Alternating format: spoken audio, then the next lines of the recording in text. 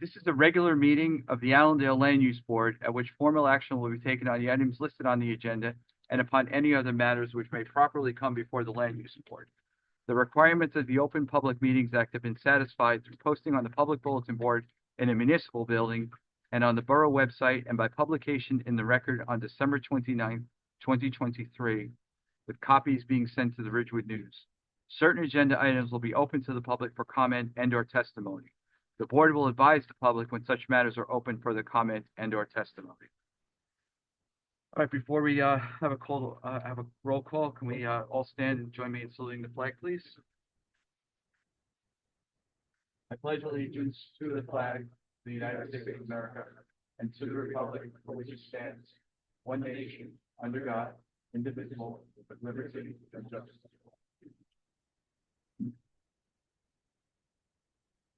Thank you, everybody, for coming. Linda, can we have a roll call, please? Vice Chairwoman Bergen. Here. Board Member Wozala. Here. Board Member Petrino. Here. Board Member Gugliaro. Here. Councilman Delavatio is absent. Board Member Dallo. Here. Chairman Sirico. Here. Mayor Wusinski. Here. Alternate Butler. Here. And alternate Conti is absent. Okay, thank you. All right, next on our agenda is approval of minutes from the November 13th, 2024 land use meeting. I reviewed them, gave my comments to Linda. Are there any other comments on the notes as passed out? Okay, seeing none, can I have a motion from the board to accept the meeting minutes of November 13th, 2024? Please. I'll make a motion. Go ahead. I'll make a motion. Thank you. Second? I'll second. Vice Chairwoman Bergen. Yes. Board Member Gugliaro. Yes. Board Member Dallo. Yes. Chairman Sirico. Yes. Mayor Wusinski. Yes. Alternate Butler. Yes. Thank you. All right, we're going to move on to a resolution from the past meeting, applicant file number 2024-14, resolution 24-20. The applicant is Sinead Brady and Jason Fail, 71 Brookside Avenue in Allendale, 07401, block 1705, lot 15. The application was for the expansion of an existing non-conforming structure on an irregularly set flag lot, rear yard setback pursuant to 270-57D and 270-37A, parentheses 2. Touch on that. I'm fine. Okay. Anybody on the board have any questions relative to the resolution? Okay, seeing none, can I have a motion to accept the resolution? Make a motion to accept. Thank you. Second? Second. Thank you. Vice Chairwoman Bergen. Yes. Board Member Gugliaro. Yes. Board Member Dallo. Yes. Chairman Sirico. Yes. Mayor Wusinski. Yes. Alternate Butler. Yes. Okay, thank you. All right, and now we're going to move into the public part of our meeting tonight. The first thing that we have on here is a continuation from Mr. Snykes on the hazard vulnerability assessment study of the master plan. Sir, I turn it over to you. Thank you, Mr. Chairman. Good evening, everyone. I do have a presentation that I'll be referencing on the screen if I can get it to wake up. Sure. TV must.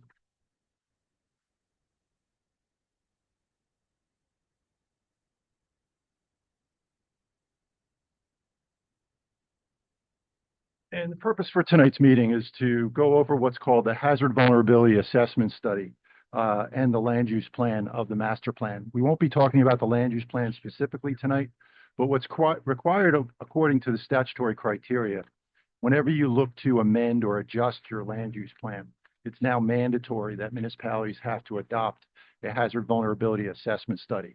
And when you look at that, what we're looking to do is to review any potential hazards due to a changing climate to the municipality and whether or not it should influence any of the goals and objectives or any of the land use regulations that we currently have in our standards. Make sure this is working. Of course, was working. I'm trying to do a remote session here.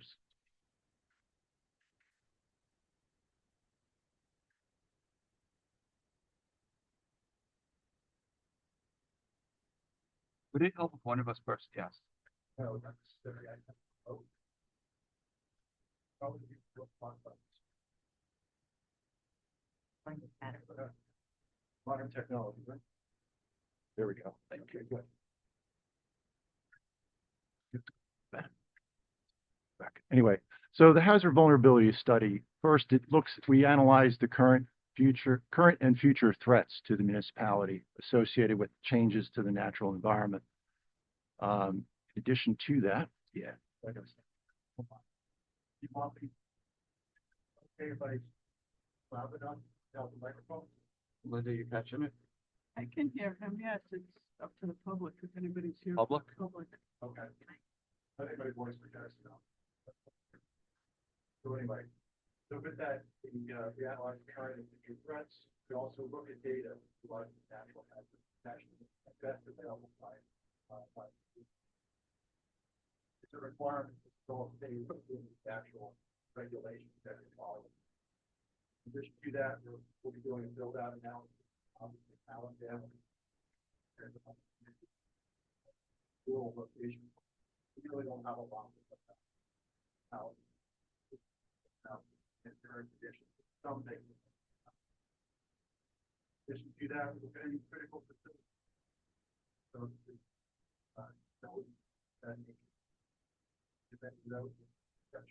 So, environmental. We also look to compile strategy, design statement, for after plan review, and impact, any addition to that, we have policy.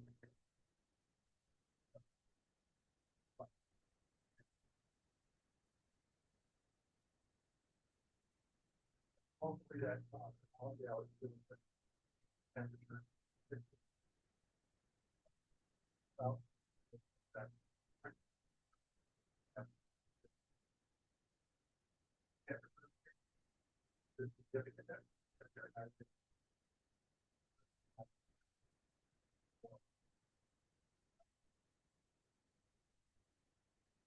That forming of the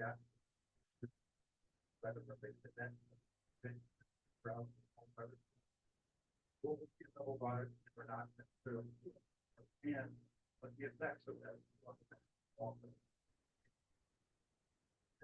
mention that thought.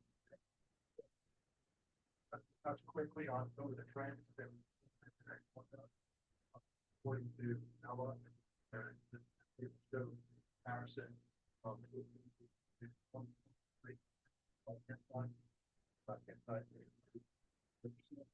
trends of the evidence that in marching and there's something that we can pay attention either say on the security or collective or very active. In addition to that, he has been leading part of the weather related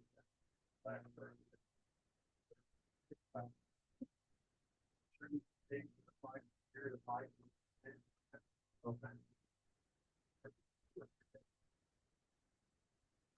last summer, and during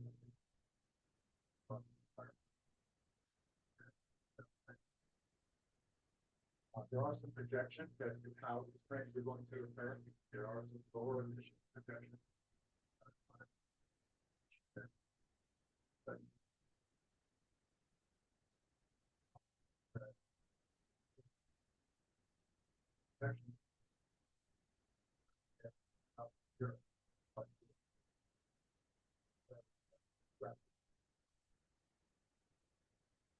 Higher emission projections that increase temperatures will occur through the year 2020.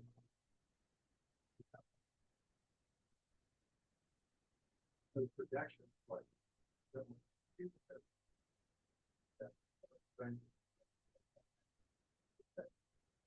year 2005, 2035, 2010, that time frame. So the blue line represents the lower emission standard. The red line is higher.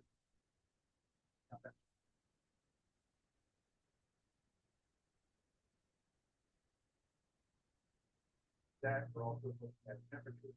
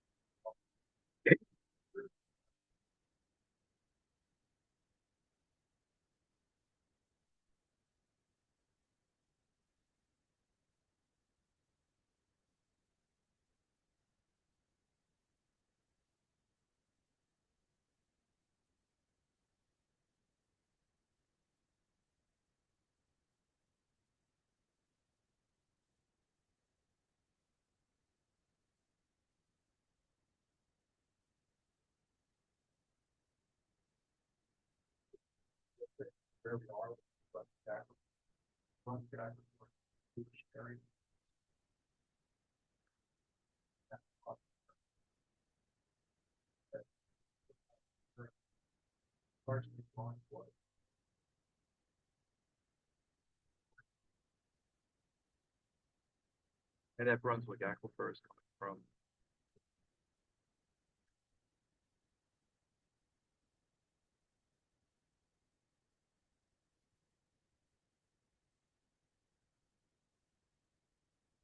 No, the Brunswick, it's few years ago, we were talking about water coming from like the Sterling Forest area. And there was all of those restrictions that were coming on. But that's all part of this whole aquifer. Yeah, the aquifer is really underground. Let's take a look at the water take up subsurface area. That water is Sterling Forest, yes, that has. But also unknown though. That is the future probably comes from their state. But still is still considered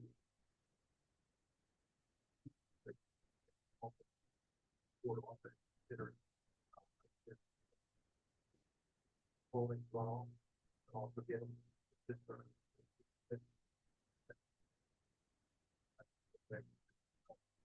Or groundwork, but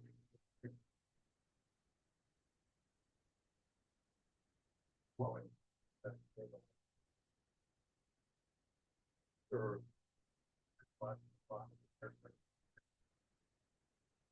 next one is wildfire.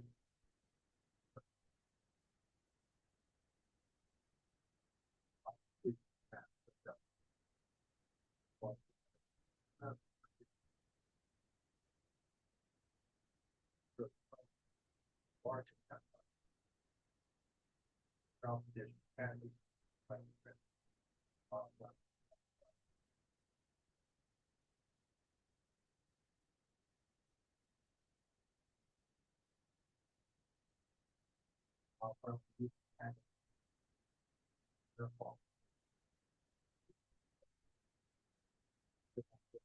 satellite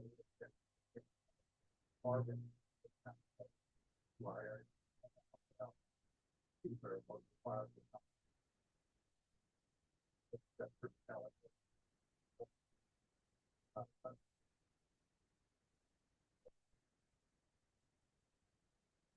Also, critical facility.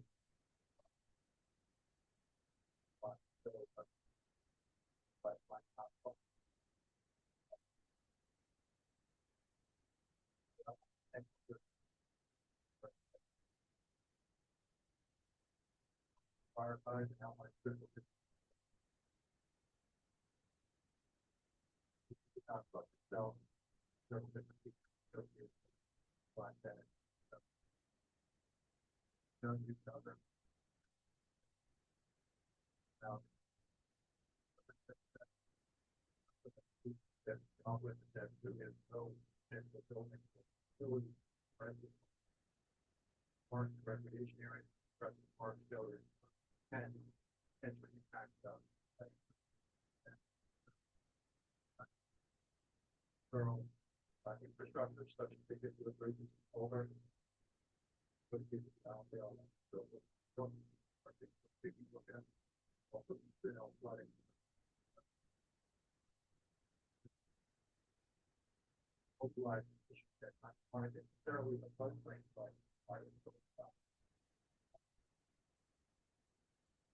This map shows where it's not there.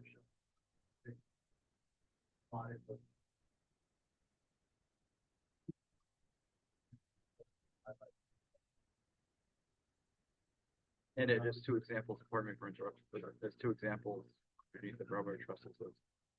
Yeah.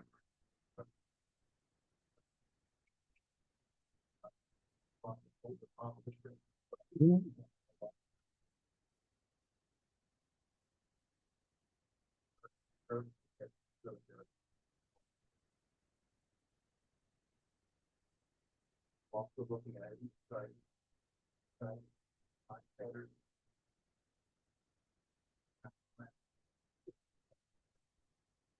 All people, but what kind of plan?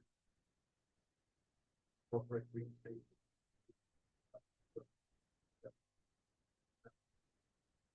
Corporate.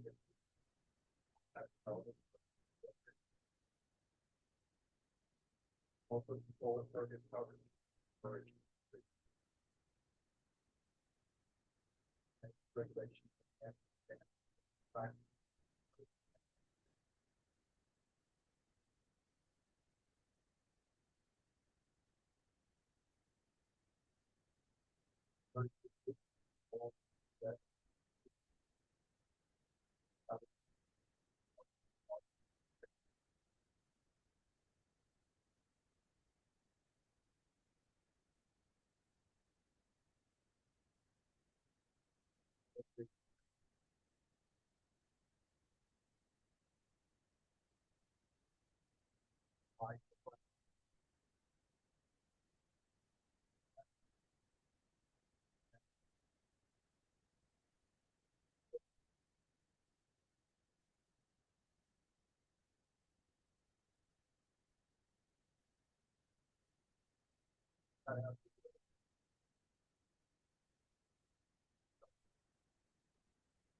So how these programs, local population. Collaborate.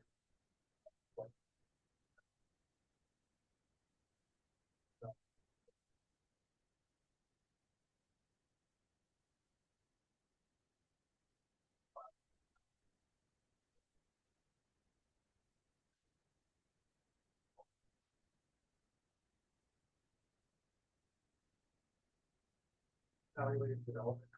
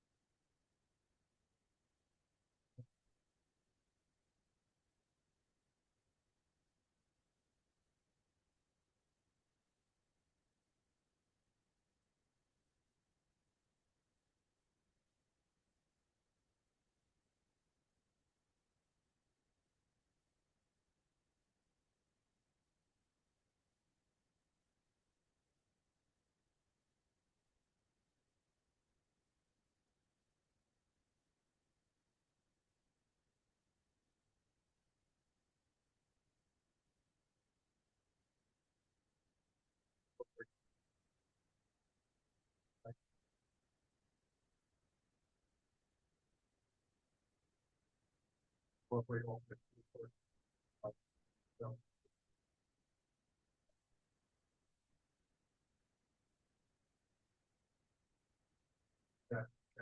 Sorry about the technical difficulties, but anyway, thank you. That's summary of study.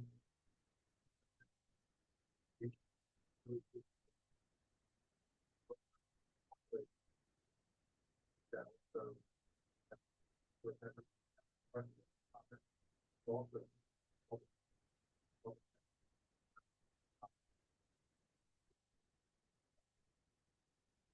Apologies if I missed it. Solar? solar also, yeah. Okay. Let's go to all different alternatives. That's your alternative. Thank you. I've tried to be short enough text, but they haven't covered it with the guidance.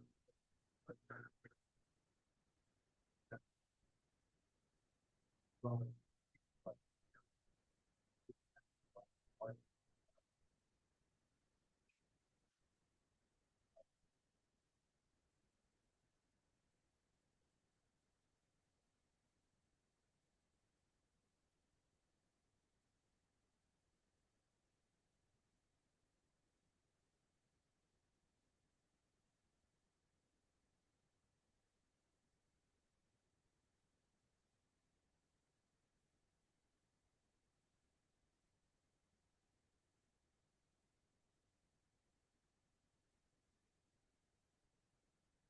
I was just gonna open up to the public if there's any questions tonight on what you just heard.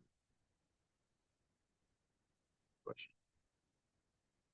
All right, bringing it back. All right, thank you. So our next steps? Next step would be, will be formulating this.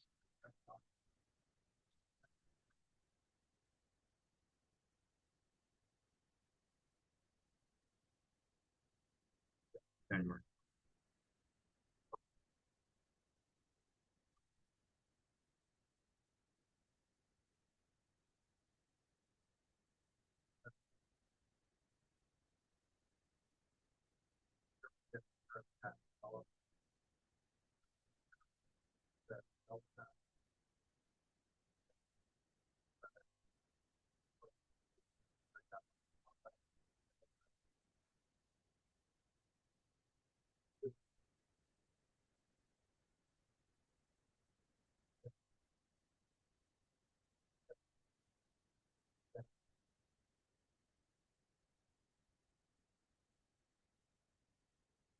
Leo?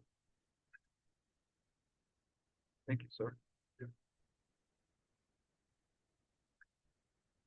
Okay. I am going to take the liberty of modifying our agenda. I'd like to move to hear the application file 2024-18 for Calvary Lutheran, because I think that, we could hear that first before we get into the New Street application.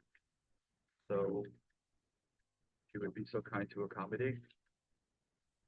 Okay, please.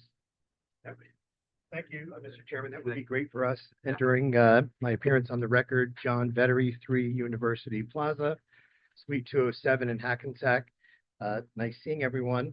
This is a little bit of a trip down memory lane that I was not part of, but looking at the historical record, I see that there was a major preliminary subdivision approval approved back in March of 2012. And there was a final approval back in August of 2014. I think the applicant may have been represented by Bruce Whitaker at that time. So the homes have all been built, the street is there. There are various. Okay, go ahead, I'm sorry. Okay, Go ahead. sure, Mr. Chairman. Hi, Larry. Sorry. No problem. So the street's there, functioning very nicely. There's 3 beautiful homes that were built, subdivided off of the Calvary Church property. There remain some items in the resolution that we've looked at. We've spoken to the residents there. We've spoken with the engineer. We have our engineer here this evening, David Fantina. And just to summarize the relief that we're seeking this evening, it's the 4 items that we noticed for. So it's the relief from constructing a sidewalk along Ivers Road, relief from installing the split rail fence in the rear of lot 2.01, relief from planting further additional trees along Couch Court, and relief from installing the street lights along Couch Court.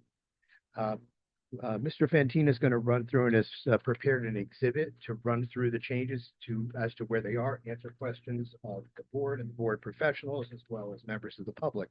So with that said, I'd like to introduce our first and only witness, David Fantina. Yeah, John, while you're getting your engineer ready, just to confirm, you and I discussed this, you were amending conditions of a prior approval, you had to notice for that, you did, your notice was Correct. in order. Thank you. We can now swear in your one and only witness, I assume? Correct.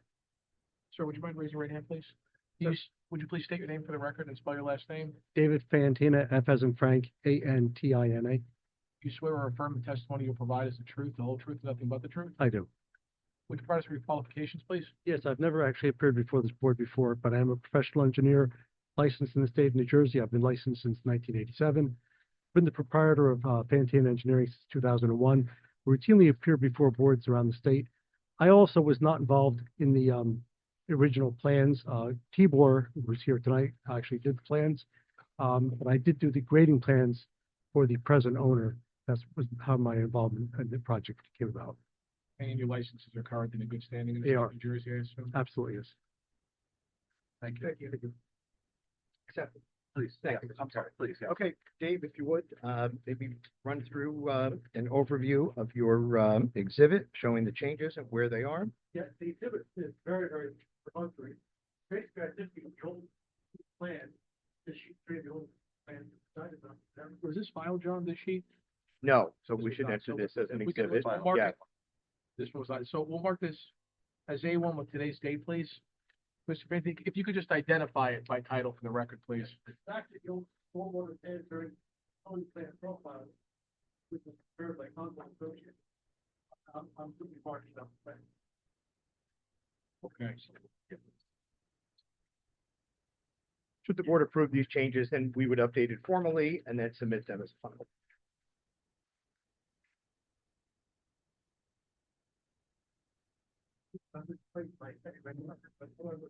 What we're doing is very simple. My point is that it's moving four matters. One is there was one streetlight posed at the end of South Court. Question that not being installed. Then there was sidewalk, along the property, right, kind of attention being everybody, live with the property. But also, there was a sidewalk going to be, installed all the way from the property down to West Redwood.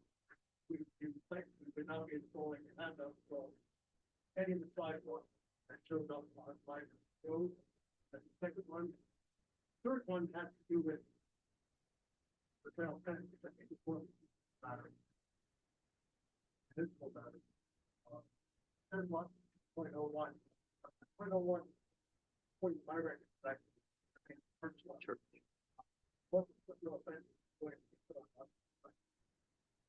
requesting that, no offense, nothing. So, and then the fourth one was, additional pre, my client that, that.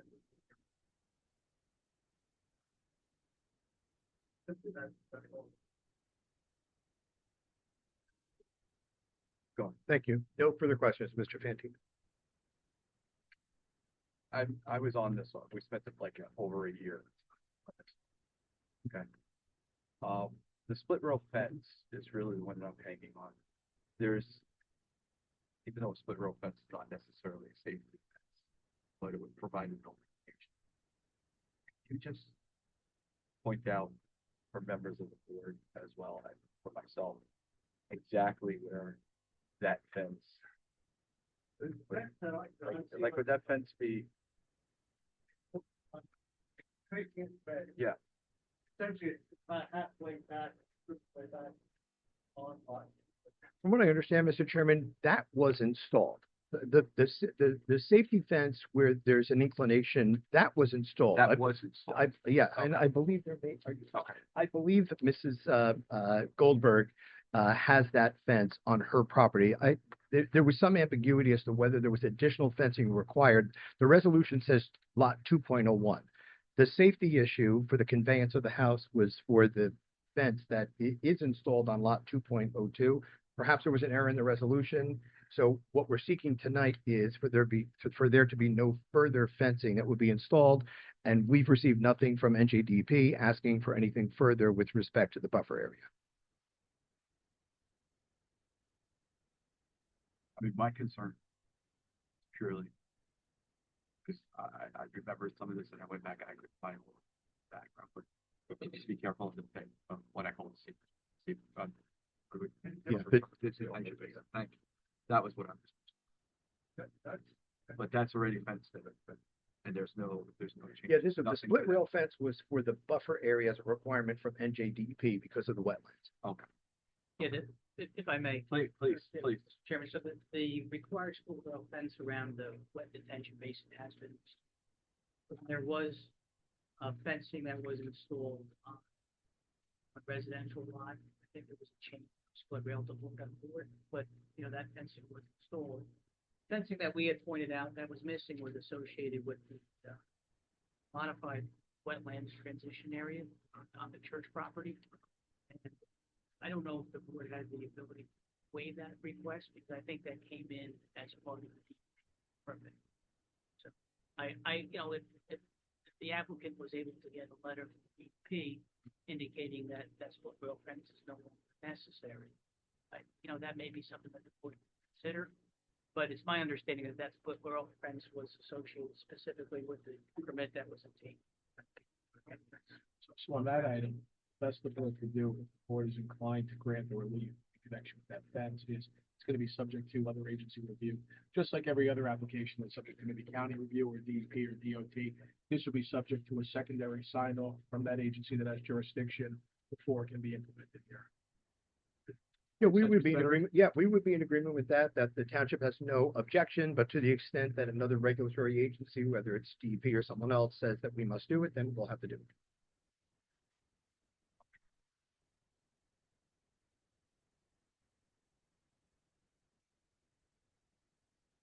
Board members, any questions, comments on what we just heard?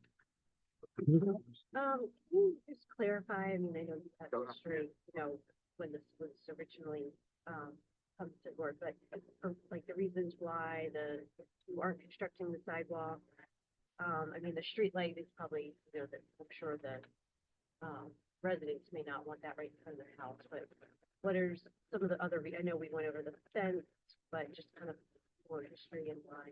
Yeah, I mean, just to go in order, I believe the sidewalk is virtually a sidewalk to nowhere, as it was Okay. explained to me, that there was no utility to it.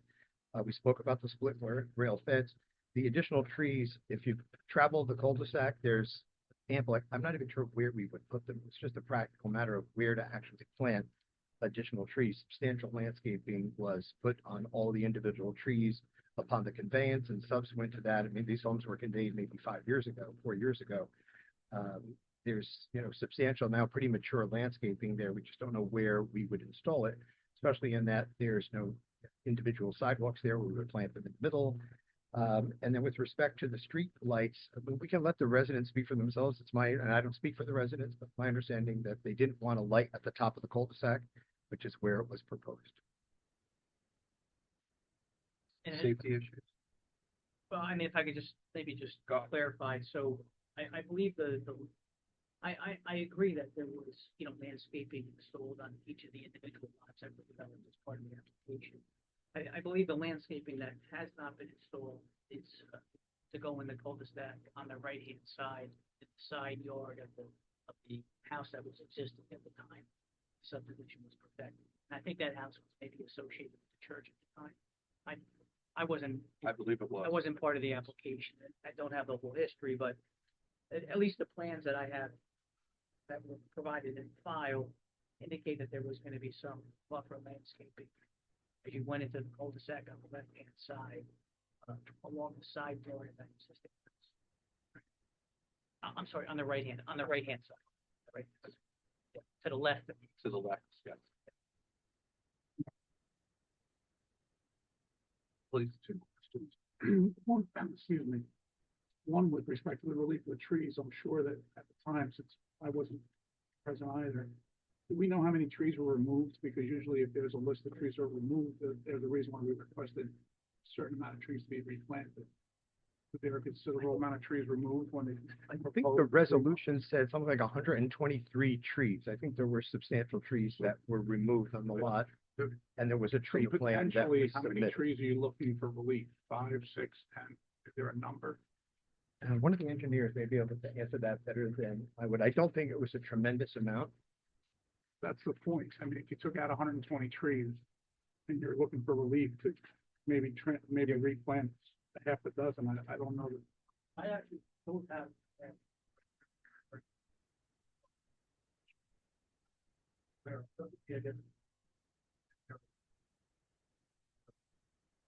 That was the existing home. I mean, you understand what we're saying. We usually when there's an application like this and you're clear cutting in order to create 3 lots, there's a reason why the board would have asked for a concession to have a certain amount of trees replanted, and now you're coming back for relief. So I personally have a problem with that. In addition, a sidewalk that you're saying goes to nowhere, does that sidewalk extend to the existing ADA ramp that was installed by the county at the intersection of West Crescent and Ivers, or does it just stop? So, correct. So because you created 3 new homes, how do those people navigate to that crosswalk or that intersection there without having any sidewalk? There was another reason for the sidewalk to be installed there, because you have 2 active ADA ramps on either side of that intersection. So we're just going to propose potentially the kids that are in those homes to just walk in the street, find their way to the handicap ramp and cross West Crescent. I don't know if that would be certainly ideal as well. Yeah, I'm not sure if there, 2 things. On the trees, of course, there were substantial trees planted. This is just the delta. This is just whatever's, and I'm not sure if it's 6 trees, 8 trees. We just didn't know where to plant them. And if the borough has a shade tree commission, like maybe there could be a donation of trees to the shade tree commission, or we can get some guidance from your engineer as to where to actually plant them. Okay, but yeah, it's just like, well, I'm not sure what, yeah, in terms of the quantity, like just to get some guidance so we can proceed on that issue. I mean, it looks like there was 6 shade trees proposed along the frontage of lot 1703, and some additional evergreen shrubs in between the shade. Were they proposed within the 10-foot right of way, or where? Actually, just outside the grade. So would swamp. I don't know. So, I mean, that's, the location was pretty much identified. It's just that they weren't planted yet.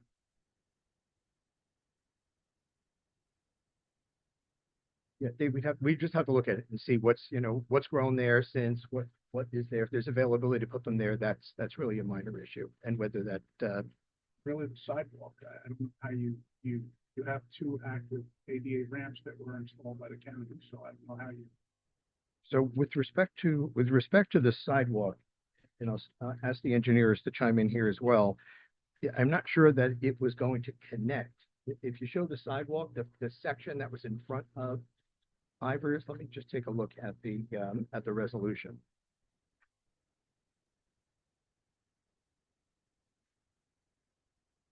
If it connects, the commissioner makes a good point. I mean, if it doesn't connect, I don't disagree, but if it connects, which I don't see why it wouldn't connect.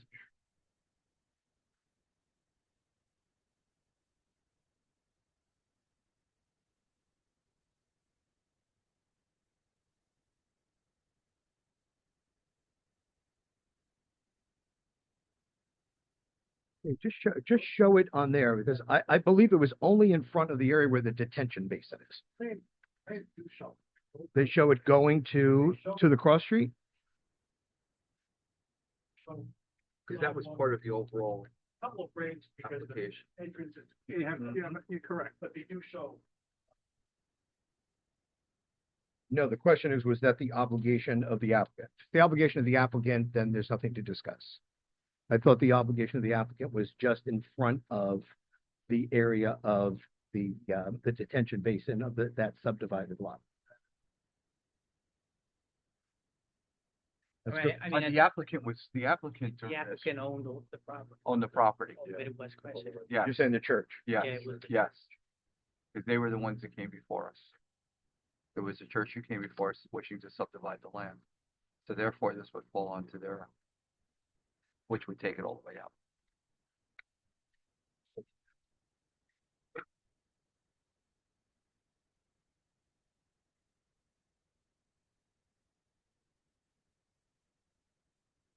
Yeah, and there is a note here actually about the loss of some parking spaces as a result of that, which would, Yes, there were. right, so that would go to the commissioner's point that the sidewalk would be installed, so we'll amend this to reflect, You'll do the at sidewalk. this point, like, we're down to the discussion of the light and, the trees. Tell us where to plant them, we'll plant, if there's room to plant them elsewhere in the borough, we'll plant the 6 trees. And then down to the issue of the street light. That was the last. All right. I mean, one streetlight, safety issues. I mean, I haven't heard I haven't heard of anything. of any issues or complaints raised by lack of streetlight at the house.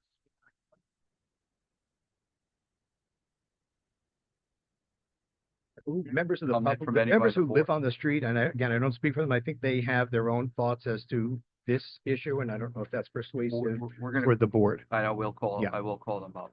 Is there any comments or any other questions? Any comments on this from the board? I mean, I was hung up on the fence, to be frank and honest with you, but I can look beyond that now. But we discussed the sidewalk. From the tree standpoint, I would say that, that you work with the borough engineer on that. Okay, sure, all right. Michael, Yeah, I'm comfortable with that. okay, be it on this, Curious or- to see what maybe some of the residents have to and then we're gonna listen think to the about rest. it. Okay, Trees sound like a great idea, but I've been involved in applications in other places where trees have turned out to be problems. okay, I'm happy to find another spot in the borough. I'm sure we could. Thank you, Mayor. Okay. All right.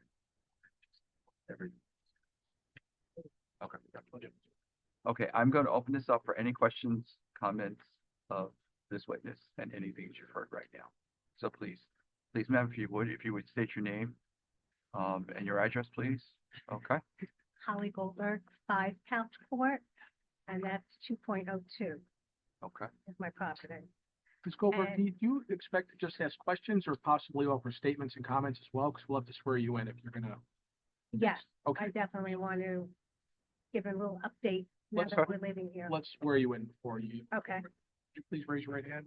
Do you swear or affirm the testimony you provide is the truth, the whole truth, nothing but the truth? I do. Please proceed. As far as the fence is concerned, when I bought the house, which was November 2020, so I was the last house finished on Couch Court. There was an extremely ugly chain link fence that was on my property. I took it down and I put up and installed a much nicer fence. And I had the survey come in and do everything. You'll see on record, I do have the permit for this fence. So it's a lot nicer, and it was for the protection of my grandchildren. I'm not going down to where the water retention. Okay? As far as the sidewalk, like another resident, we all feel we do not want to. And one of the reasons, first of all, on the corner of Couch and Ivers, there is no ramp, handicap ramp there. So anybody coming from Franklin to Crescent is walking in the street. There's no sidewalks on There either are no side sidewalks on either. at all. Yes. If you're going to put a sidewalk just there in front of the basin, who's going to maintain it? We're having serious problems right now of responsibility for that basin. Now, you were in history with it, okay? I was never told about any kind of responsibility when I bought my house, that I have to be maintaining the basin. If you put a sidewalk there, who's going to be shoveling it? Who's going to be responsible for the insurance of it now? So that was huge questions. That's why we do not want to have the sidewalk. As far as the street light, perhaps one on the very edge of Couch and Ivers so that lights up the street sign. But we all came in, we all put our own landscaping in, we all put on our lights, floodlights and everything else. We're lit to our satisfaction. And if you're thinking of planting trees, there's no water there. There's no sprinklers there. The existing 5 trees along the catch basin where their fencing is and the top of their couch court are dying. They look horrible. We weren't even thinking of pulling them out because they look so bad. So if you're going to plant new and not have any kind of sprinkler system or anything in, they're just going to die. And then it's going to be what, more maintenance that I have to deal with? Well, street trees don't require it. There's municipalities that have shade tree programs. They plant 300 to 400 to 500 trees, and they don't require water once they're established. So usually when they're planted, the landscaper will put a gator bag on it. They'll service the bag for a few months, and once the tree takes, it's just like any other street tree. So problem is that So whatever they put there dies. I don't know what you put there. Sorry, We're gonna have to get you sworn in and get you on the maybe it record, was just so the we'll have wrong to do it. species, but that's why we would ask you to work with our engineer to replace it, because when someone comes before us in an application to remove 120 trees, we're always looking at what's going to be planted next, because we don't want properties just to be clear cut, Right. right? Well, So- there were also trees that were owned by the church. But we had, the town helped me tell the church to cut them down, they're dead. So the limbs, the stumps are still there, but at least the danger of the limbs falling on people walking on ivers is no longer exists. So maybe they want to plant it there where there was existing trees, closer to the church parking lot. And I could respect what you're saying about the sidewalk, because if the maintenance would always fall on the property owner, just like it does wherever else there's sidewalk, right? If there's sidewalk on the property, it falls on the onus falls on the property owner. It's like that in every municipality. In this case, since you don't have a sidewalk that would basically dead end, we're just sitting here, you're there now. If you're not, in 100 years from now, when you're not there, that's what we look for, is how does it become manageable for the residents there to navigate the West Crescent. If you guys are comfortable walking in the street and that's what you want, God bless you. But we have to bring it up, because when someone's seeking relief, Right. it's our responsibility. Because tomorrow, if there's an accident where there's a safety issue, we didn't bring it up, we didn't do what we were supposed to do. But what makes that part of the property different than across the street or down the block? Because there's handicap ramps that are there that probably weren't there when the church was developed. If you go back in history, I'm sure that corner, when the church was developed, there were no sidewalks with handicap ramps. Right. So there was a federal mandate probably 20 years ago where the county had to come in and put in ADA ramps pretty much everywhere. You probably saw them throughout the last 20 years going on every intersection. So they probably weren't there previously when the church was developed. So they were put there with the anticipation that one day when sidewalks are installed, they would connect so people have a way of walking, not in the street. And that's, there's hike and bike grants all over the state that promote that. In this case, you have a street that has no sidewalks on either side. Yet, maybe it won't for a while, but ultimately those handicap ramps were installed so that one day the sidewalks would be tied in. But one day, I think today, that's why the initiative was started through the ADA grant. Right. Don't have the problem with the basin, but that's a whole nother issue, and I guess not tonight.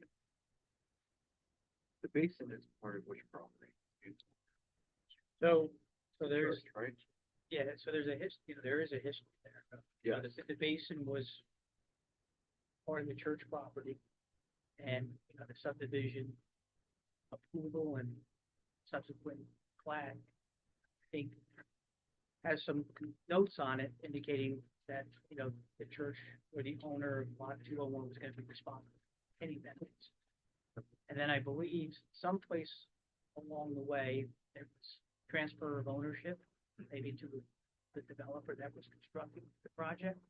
And as part of that transfer of ownership, some of those obligations, I think, got transferred to the builder and then ultimately the property. all of which, you know, it's not under there was no application or survey or review, you know, before the board for those kind of real estate transactions, I guess. Contractual.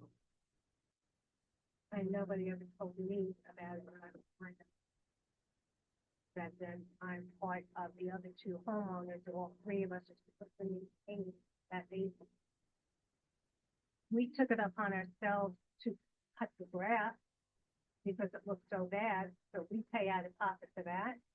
But now we're seeing, in the years that we're here, the progression of the basin, it's not self-maintained. And I just got an estimate for over $5,500 to put work into that basin so that in years to come, it will function as the way it's supposed to. Right now, the cattails are so overgrown that if we don't deal with that, or, well, somebody doesn't deal with that, down the road, there's not going to be room for even the water. So that's why we were thinking of all this, thinking ahead, also within the whole presentation here of the reason for the catch basin. But whose responsibility is that? Now, all I can say, it was never contemplated to be the borough's. Contemplated to be, you know, the developer's responsibility. And it might very well be in your, it might very well be in the chain of title at some point, if the ownership is divested, what's in there, but it might, I'm sorry. Go ahead, I'm sorry, go ahead. If it's in a recorded instrument somewhere, which it very well might be, prior entering into developer's agreement, it would show up on your title when you acquired your property. It's gonna be buried somewhere in a very, Yeah. I understand you probably didn't see it, but my guess is it's probably in there somewhere.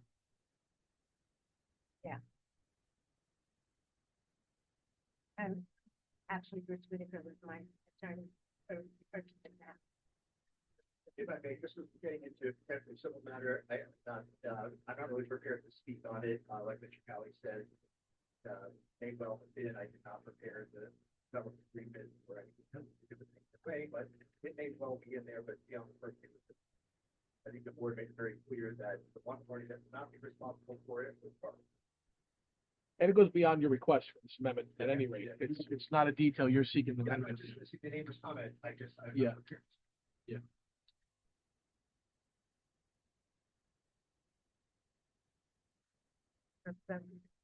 That's everything that I really wanted to bring to your attention, sitting there. Thank you. It was that street light. Street light was proposed. What was not that every color intersection, so. All the way down. And drive on the street light. That will give someone. The night.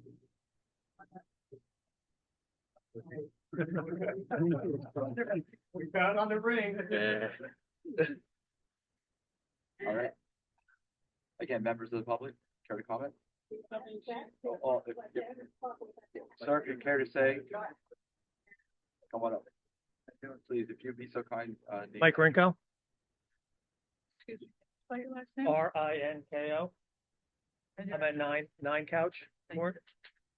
Would you please raise your right hand, sir? Do you swear or affirm the testimony about to provide is the truth, the whole truth, and nothing but the truth? I do. Thank you. Regarding the light, if it's anywhere near my house, I definitely don't want it. So if it's at the front, when you pull in, that's fine, but, and we're lit up, I spent a fortune on landscaping lights and all that. It is lit up well, you can all drive by there, no one's had complaints. If it's as you pull in, so you can see the street sign, that's fine, but we don't have any issues with any lighting down the end of the road. She covered most of the stuff about the detention basin and, the sidewalk. My question to sidewalk is, all of Ivers doesn't have a sidewalk at all, so would it be starting at Ivers and finish, or would someone be doing the entire? It would look disjointed if it was just from there on, so that was my only concern with that. And then she mentioned who was going to maintain it. I would obviously not want a sidewalk either. Trees are great if they survive. Frank says if they can put something in that's not going to die, that'd be great. The ones we have there now all died, so we were thinking about ripping them up. But that's it. That's all I have. Any questions? No, No, All right, she covered all. thank Thank you, you, thanks. thank you. Okay, any further questions, comments from the public? Seeing none, I bring it back to the board. Questions?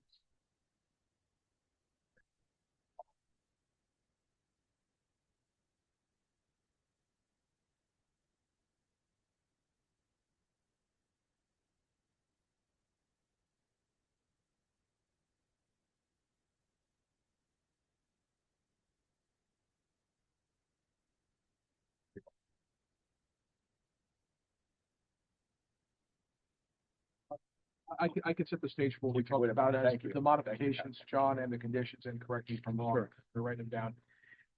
If the board acts favorably, the non-installation of the fence is going to be subject to any requirements of any other agency in this jurisdiction. Here we flag the NJDEP as being that one. Correct. The trees, if there's room, we'll try to replant. If not, there might be a contribution. Mr. Breland's going to review that with your engineer and your team. That's Confirm that. Post-board action on this matter. And then that leaves the sidewalk. That leaves the streetlights for board action as we see it. Yeah, it sounds like the residents don't want either. I understand their concern with respect to maintenance, and to Commissioner Petrino's comment, that burden would fall on them, at least for that portion, and potentially the church as well. And if I could just clarify again, there, on all the plans that I have seen in the file, there was only one street light that was proposed. That's the bulk. That's a bulk of the, I remember that too, so. That's I have correct. no A street light at the intersection really isn't what they're asking. Street light at the. So I have no issue with that. Okay. So.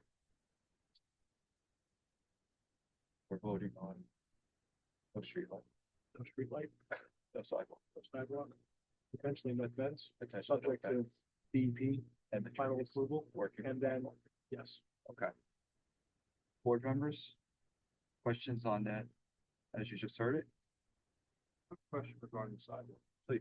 So, if part of the subdivision, there any, and the maintenance thing, very good point is, shouldn't be a sidewalk, because it would connect to church and its sidewalk and their entry and exit. If it was required, why not? I mean, it was part of the approval. Right. I would imagine ample discussion about it for the application. The one thing that I would be a little bit concerned about and maybe think about is, the fact that the sidewalk goes past the church property and past the detention basin. And I mean, the last thing we want is a sidewalk that's not. But, it was part of the approval. It doesn't sound like, at least the residents that were gonna be directly served by sidewalk feel the need to have it. And, concerned about making sure the sidewalks. Property that we're talking about, where the sidewalk is, and who owns the property? It's on partly, well, it's located along the frontage of lot 201, which is the church property. And then it goes across the front of the detention basin. Church owns the property? The church, it's my understanding, the church owns lot 2.1, Which is retention basin. which is the detention basin. And the church, And then on lot 2.01 is and the church is full of the applicant. That got me.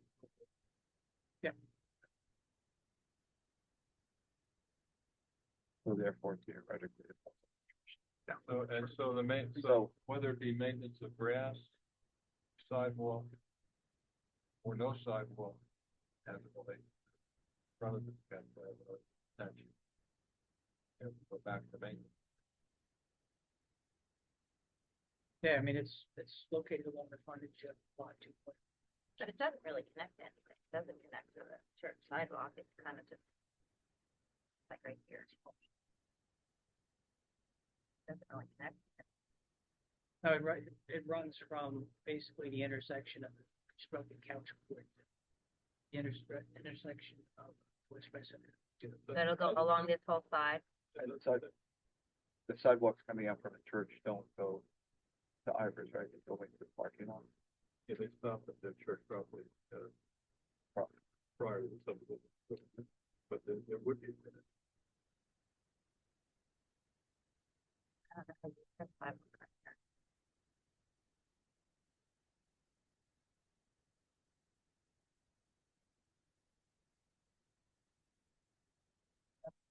And really like sidewalk the whole way. Well, I mean, on the, there's a sidewalk in the street on the plan. I assume it would fit in. How big is In front of the parking lot? How big is that aisle? 5 feet, 6 feet? Between the two driveways. I don't know. I mean, it calls out for, a 4-foot sidewalk. So the island's probably 6. I mean, I do know, when they were building the cul-de-sac, that there were trees in that area that were located, where the sidewalk was gonna go. I don't know if those trees are still there. Those might have been trees that died. I think they were once over there. There are a copy of the plan, you could just pass around, that was the sidewalk. Be helpful just to see what was approved. This is a portion of the but President Adams might have gone.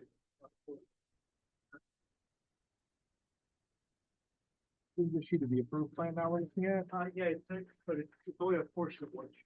But that we already have on file Yes. from the original wasn't yours. application. Okay.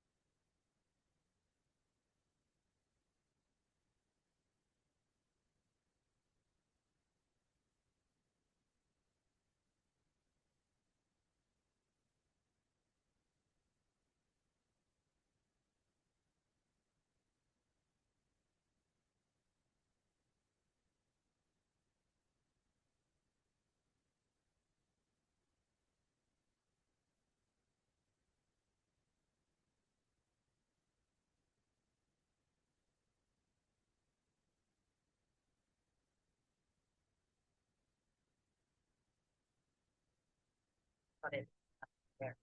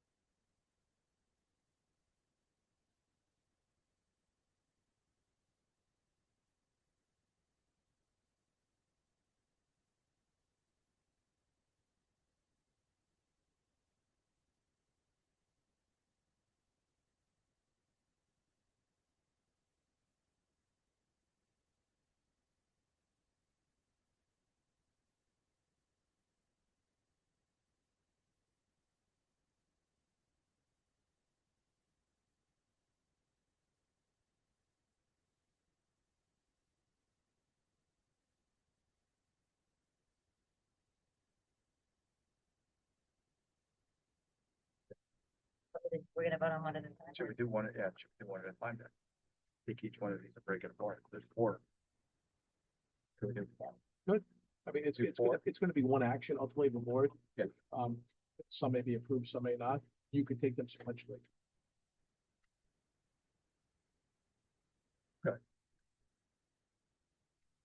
So how do we do that? Yeah. So we say, like we're voting on one, You two, could three, ask- four, you could we're ask- just gonna You vote could one. ask for a motion on On the just the condition regarding the fence. And then a Okay. motion on the condition regarding the streetlights. Okay. And then at least this way, we know how we capture it. Okay. And it memorializes the board action that way. It's ultimately one action of the board. It's a matter of whether or not you have the votes for any given conditions to be codified. Mr. Chairman, Four votes then? No, I think part of the board deliberation should be the pleasure of the board's majority on any one of these, and then there should be a single motion ultimately to vote with yes to this, no to that, yes to this, no to that, and then you see if that motion passes or fails. But I think the board is a little uncertain now of where each fellow member stands with certain things. I think that's why the deliberation should be, where are we on this? And it could be the discussion. I think the ultimate motion is a motion made by a single individual, standard motion. I make this motion with these conditions, and then we see who follows in line if there's a vote. Council? yes, Yep. yeah, maybe if I can just offer, 'cause I know there's been some discussion in the meanwhile with respect to the sidewalk, and I took the opportunity to look up. So this appears to be a municipal road. This is not a county road. Am I correct in that, Dave?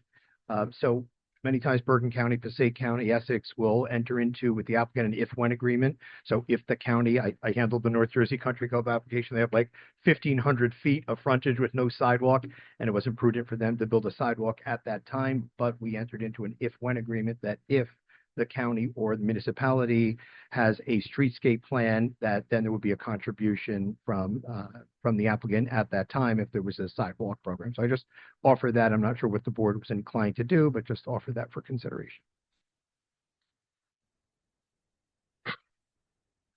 On that.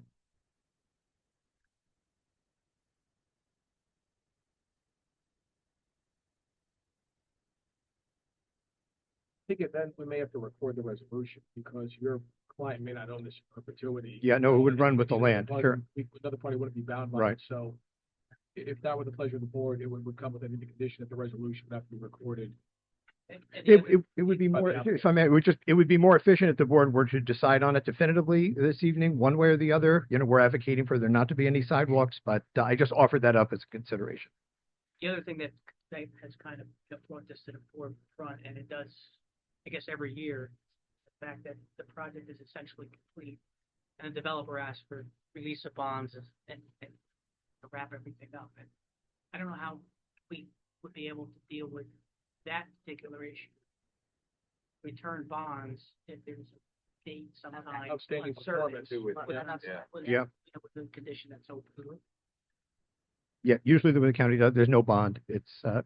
No, I know you're talking about the yeah. county, that mechanism they have. Right. It's a little funky, but it's a county only. thing. Yeah, But sure. Mr. Breland's point, that's right, there'd be a promise of performance prospectively and no guarantee in place. Right, and that's what prompted the application. I think there was a reduction of the bond amount to a certain amount. I'm not sure what the exact dollar amount is now for these remaining outstanding items, and that would be the next step, figuring out what the applicant has to do to close this out, because the homes have been there nearly 5 years at this point. Perhaps the cleaner thing for the board to do would be to just consider a yes or a no. I on think so. sidewalk issue. Yeah, in discuss. I wanted to offer it up as a potential.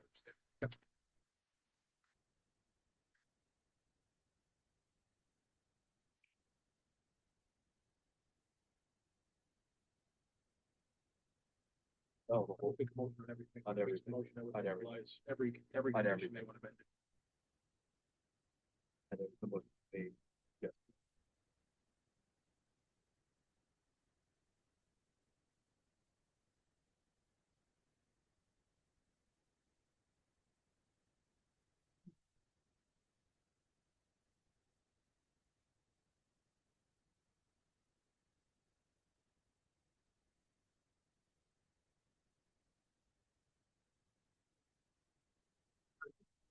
Yeah, if it's your record.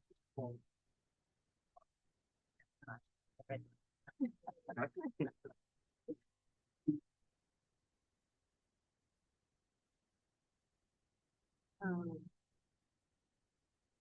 thank you, motion. Um, so as far as the sidewalk, I think, a motion is to know that sidewalk should be installed.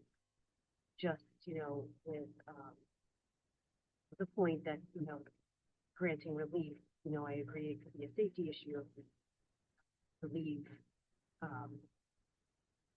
relieve you of installing that.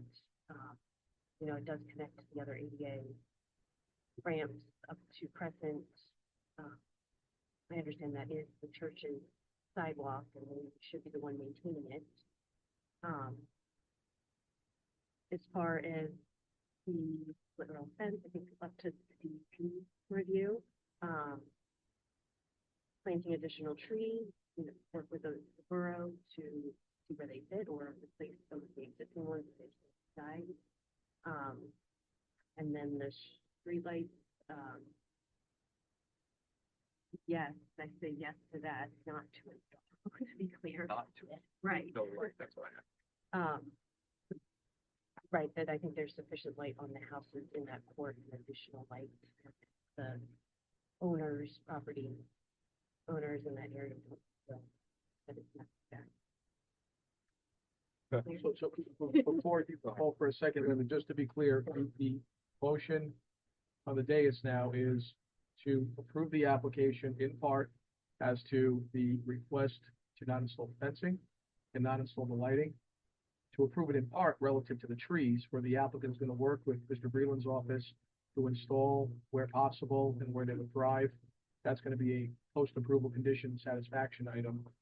And not approving the applicant's request to obviate their requirement to install the sidewalk. The pleasure of the motion is that the sidewalk should be installed for the reasons stated in the record. So that's the motion that you have right now. That can be seconded. I will second that.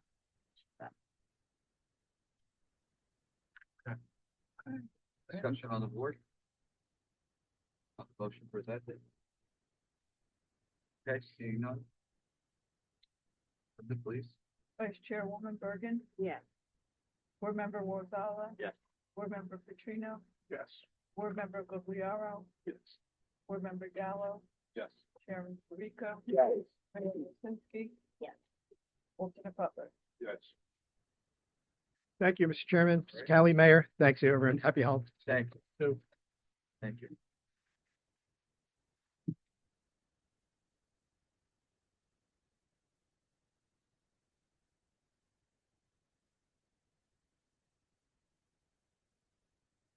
Okay. Next on our agenda is applicant file number 2024-13. The applicant Louis Clemens, 65 New Street, Allendale, New Jersey, 07401, block 2204, lot 17. It's a proposed second-story addition on an existing dwelling, front yard setback pursuant to 270-22, 270-57B, and 270-37A, parentheses 4. You heard this at a prior meeting, and the applicant is coming back to us today. Sir.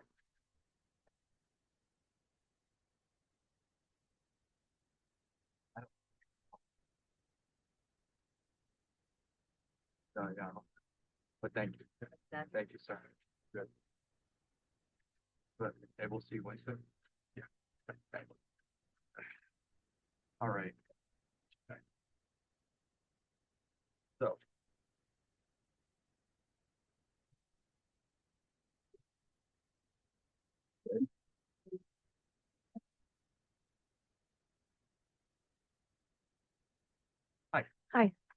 Good evening, Mr. Chairman, members of the board, Mr. Talley, long time.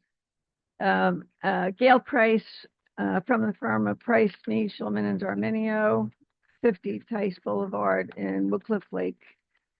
I'm here tonight on behalf of the continued application. I was not retained for the first go-round. I've been retained in the interim on behalf of the contract purchasers, although we naturally continued the initial application. I provided new notice and new publication that's been provided to the board secretary, and I believe everything was in order. It is, Gail, thank you for sending it in. We reviewed it and the update is in order and we can proceed. Okay, thanks, Larry. So a couple of things. It was my understanding that the board basically said if you could go back and do some more homework on the application, we would appreciate it, and then come back and fill in the gaps as we've seen, as we see it.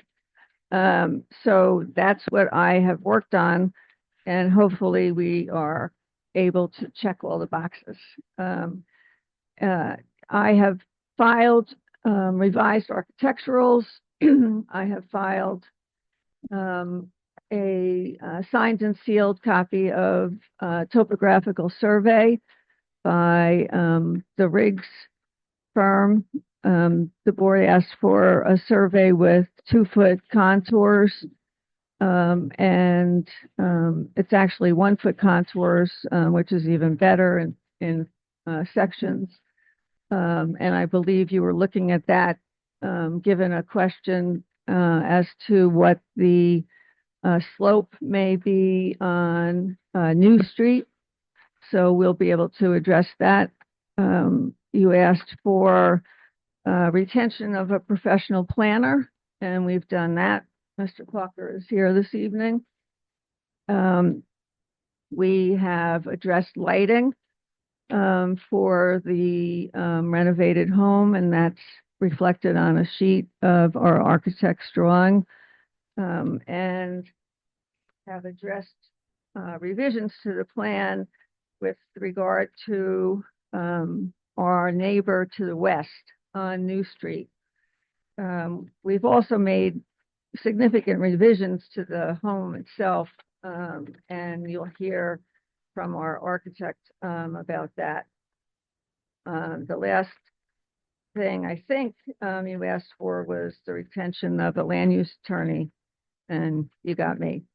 So I will, if you can allow me to put my architect and Miss Luciano on behalf of the contract purchaser both on, and because I think that there'll be a need to have certain information, and then I'm absolutely fine with opening both of them up to board questions and the public, but I think it'll be more expeditious and flow better if they both are able to testify.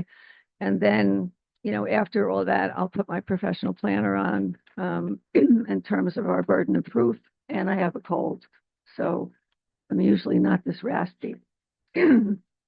Your first two witnesses, Gail, were already sworn in. Your architect is also qualified. They're being sworn in, so you can proceed. Okay, and I don't believe we have any new reports from on behalf of any of the borough reps. Okay. Okay, great. Okay, so oh, and just one other thing. The application had been filed with regard to a C1 hardship, and when I got involved, it's really a C2 variance case, with the benefits outweighing the detriments with regard to bringing this home into conformance with the neighborhood and making it, more of a aesthetically pleasing. So we're going to be expanding that argument for you and for the neighborhood. So if I can go to our architect, who was previously sworn, I submitted plans. If you could, and they're up on the easel to my right. Is that correct? Okay, just restate your full name and address for the record.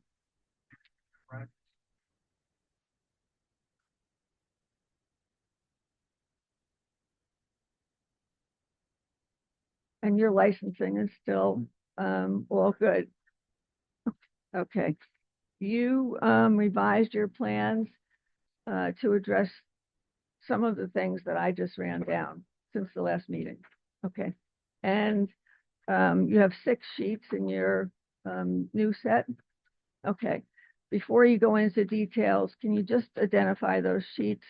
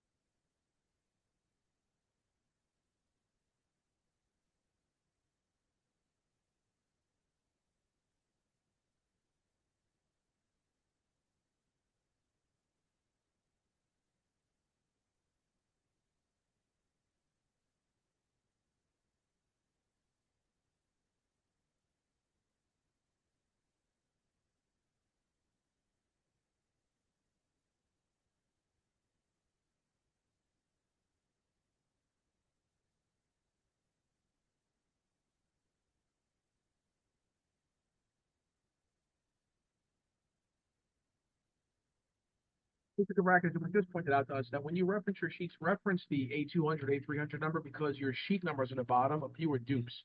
Several of them stay sheet 3 consecutively, just so for the record, we know which one you're referring to.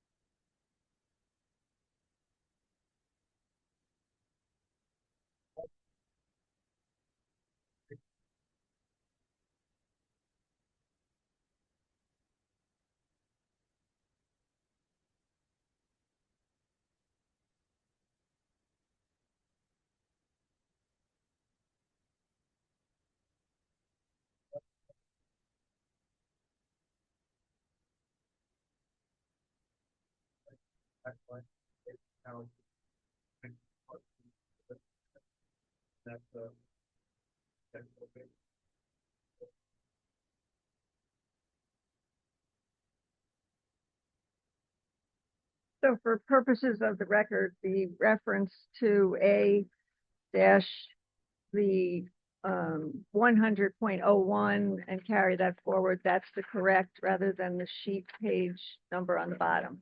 Okay. Okay.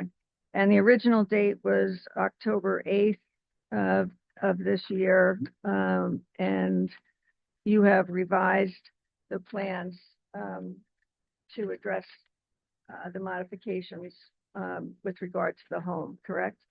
Okay.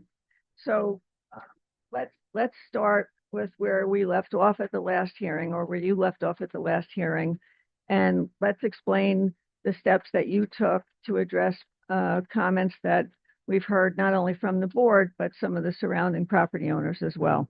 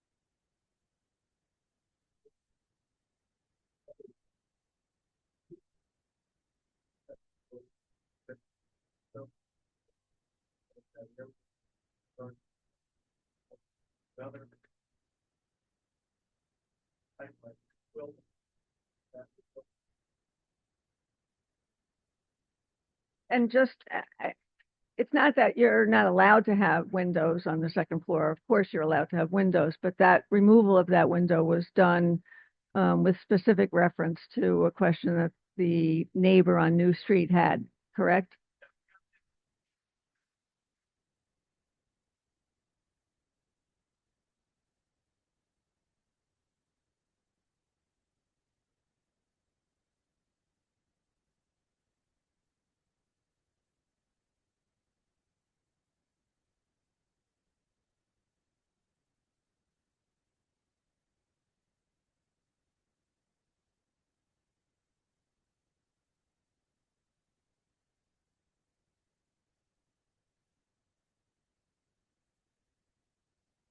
And the existing property is undersized, is that correct?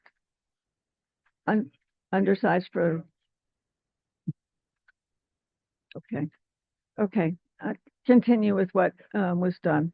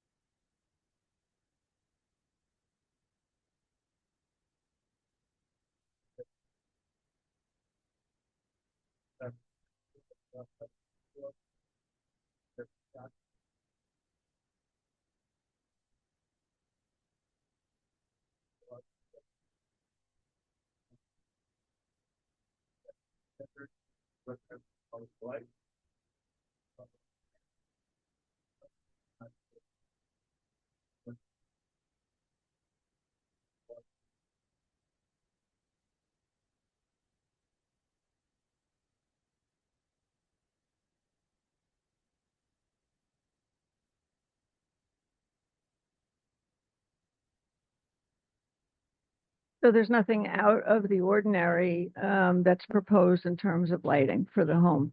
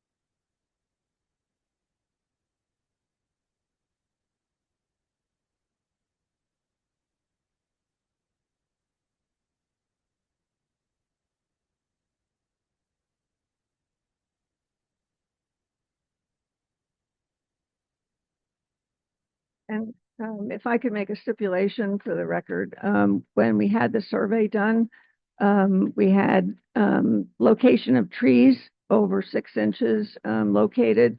And there are trees that go up to 36-inch caliper on the site. And other than any required pruning, we had them located. And we can stipulate that the proposed addition is not going to require the removal of those trees, and the survey as shown will be the approved plan if the board sees fit to grant us the approval. If you, yeah, they are. Yes, yeah, that's why I wanted to make the stipulation for the record so that that plan can be taken as gospel with regard to that. Okay, so the variance is really, we're talking about a couple of feet, right?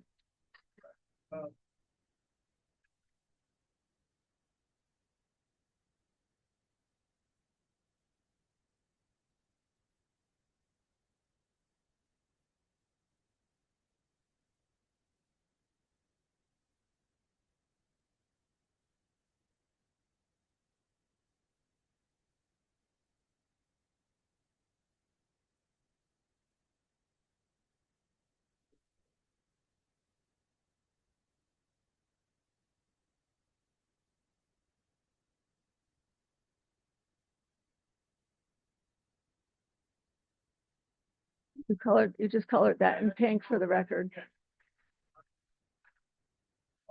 This is a shot of last time, square feet, real estate on their properties that align correctly, framing, joints, and so on. Doesn't have the ability to pull it back, so woman, five large structure, the beams of the way, here's the barrel wall. Strangulation, make it quite impossible. I understand that where possible. I think we should go ahead and market it.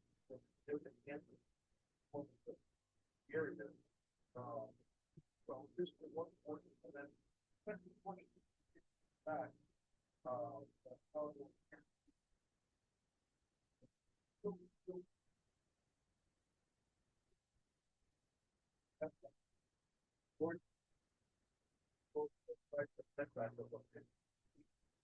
But, the plan is letter stated that it was that's not.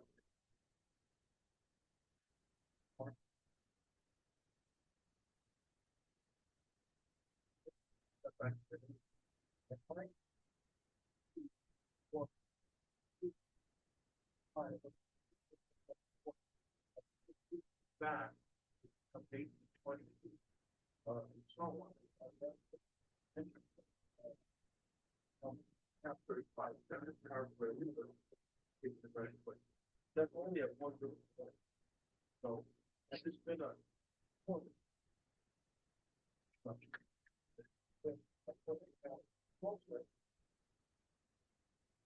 Higher, so. We went ahead, we relocated the entire location of the rear patio. Went ahead.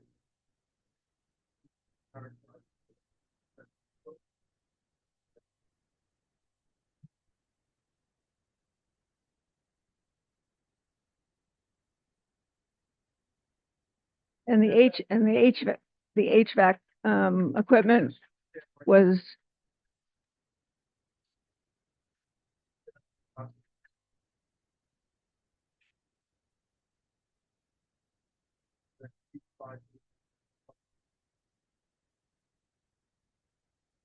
okay. Now, I just wanted for a minute to talk with the board and the, public. We reduced, the second floor from 4 bedrooms to 3, correct? You said that earlier. All right. Without the 3 feet, tell me what happens with a bedroom. What size bedroom are we talking about? I was 7 foot then.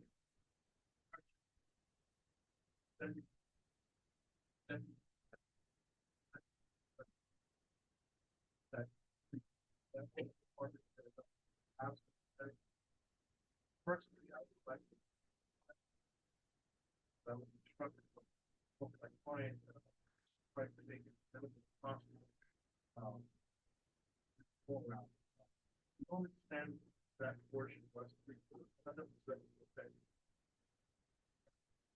I cannot. So, it might be important, but after 42 years of doing this, I just want to demonstrate, if you don't mind, that, and I'm holding up, this is, you just say what it is for the record, and, Okay. this is 36 inches, but this makes a bedroom 10 feet instead of 7 feet, correct? Correct, yeah, it's a 10 or 10 and a half foot bedroom, so the work of the bedroom, if I can have to, that would work this side.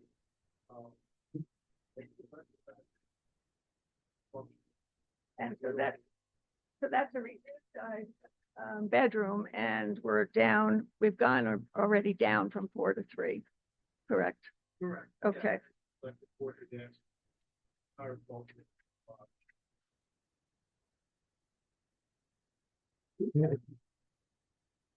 So, and you heard me indicate that, we filed the Riggs,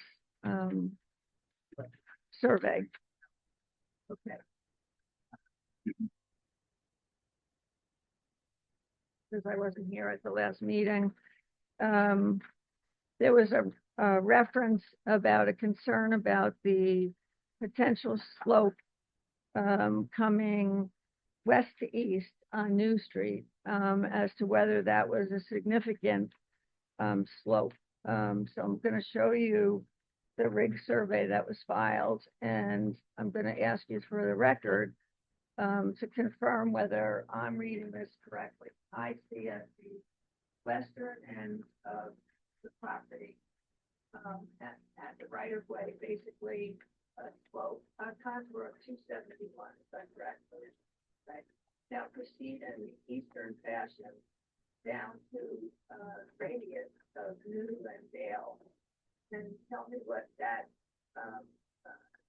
contour Well, or spot elevation. yeah, the spine elevation right around, the curve is kind of shows. Considered to, the property basically, well, it's not that flat, but the contour over 77, linear feet, it over the slope very small, by information, they have speculation coming up the street, off the top of the hill. And this is the purpose of it, had, this form,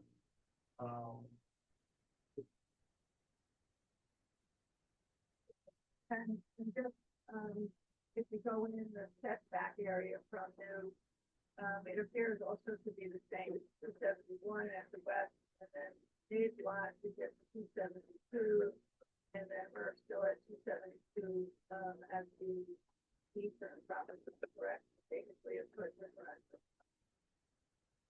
Okay.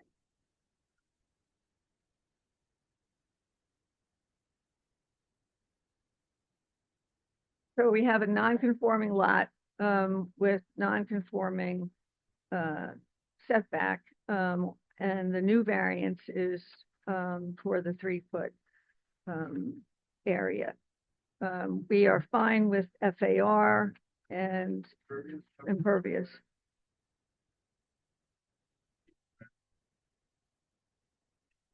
setbacks, very generous, favorite location, and of course, the light. Okay. I think that, that's what I have from, our architect on direct. I like to just reserve in case I have any redirect. Okay. Of course. Okay. And should I call Ms. Luciano or board questions? You know, we had a lot of questions from the public last time, Gail, as I think you probably were informed. Maybe recall your other witnesses. Yeah. And then maybe the public can, That's fine. it might be more efficient that way, especially it's almost 9:30. Yeah, that's great. Okay.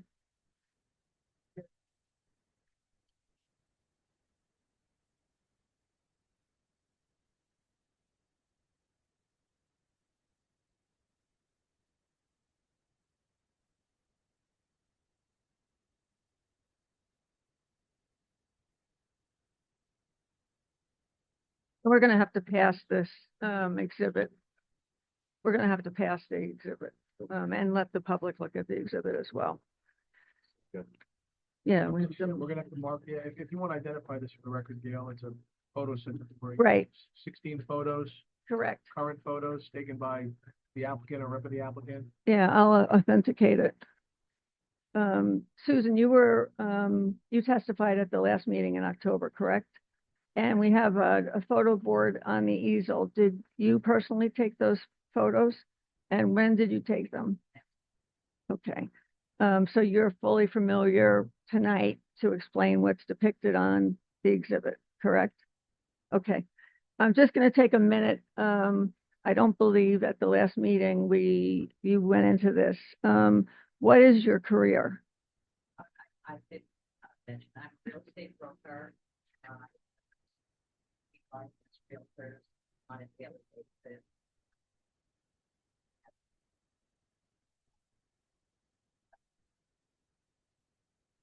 So when you opine on the type of home that might be shown on this exhibit board, that's something that falls within your day-to-day activities as a broker. Okay. So before you go through the pictures, tell me what, with your sense of the neighborhood, what were you aiming to do by taking the pictures?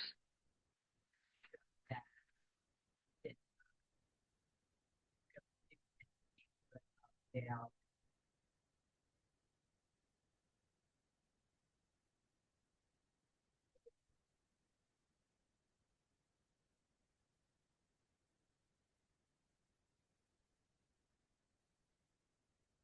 That's on the, just,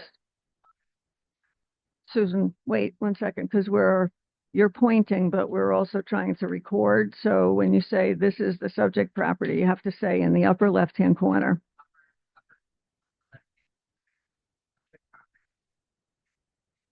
Across the top. Across the top are other 3-corner homes. And then down the first row, the closest home to Where? on Dale. Okay. This is the house across the, that is, On, there. Both at the last. uh, And then this is the Brooks house, which is, really the closest one on New Street.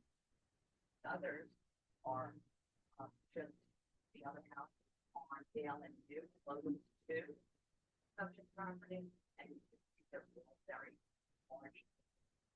Or so, putting, the subject property aside, of the 16 photos, how many of the 16 are single-story homes? Just one. And that was your analysis of Dale and New.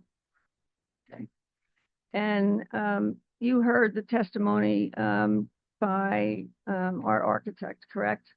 And was there anything that, the architect testified to, or that I, said this evening that is incorrect, or, that needs clarification or correction? that, because neighbors. Or. Very good size, and.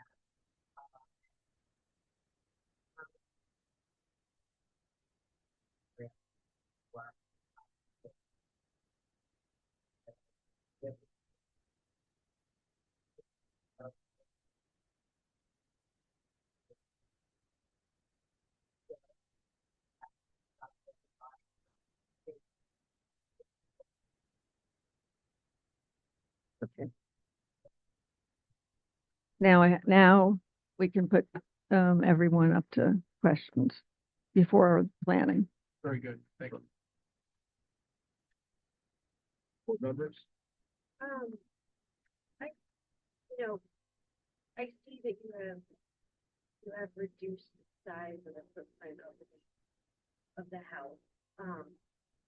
And, understanding the irregular shape of the or the irregular position of the house on the property, at such an angle. But on the second floor, guys, there still seems to be, a lot of space with a little bit of massaging and twerking that you may be able to get that corner that's non-compliant, to a compliant setback, or not compliant, but it's existing condition to that existing setback and not do that. There's walk-in closets are very large size.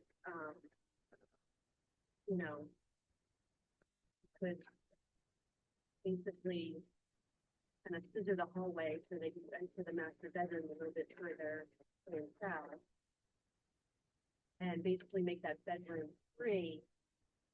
To move the bathroom into the master a little bit, and then you have that jog in the back to hopefully get to at least the conforming existing setback. And I know it's that, and that is also that elevation, like, in the street that's gonna stand up in your face when you come up that street. Right now it's a very large, you're adding that.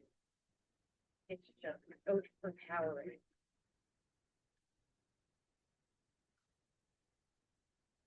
Adding another regard to that elevation in the second story. And it's how many from the streets and coming to the street. And it's this big one rest of the box that you're coming up to. If you cut off that 3 feet on that elevation, I'm just saying it. That 3 feet may not sound like a lot, but it is in the grand scheme of things. Like I'm just saying there's a lot of space still on the second floor that I feel like could massage the plan to make it closer to the non-conformity. Um, the hallway, I mean, one of those walk-in closets, like, and again, that's like another bathroom. Um,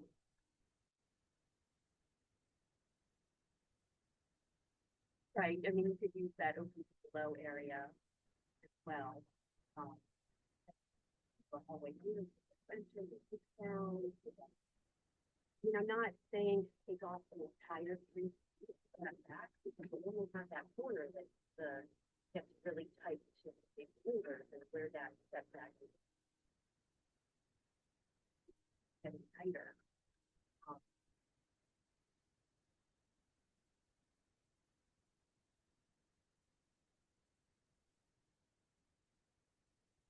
and that's what I'm saying, it's But on first floor,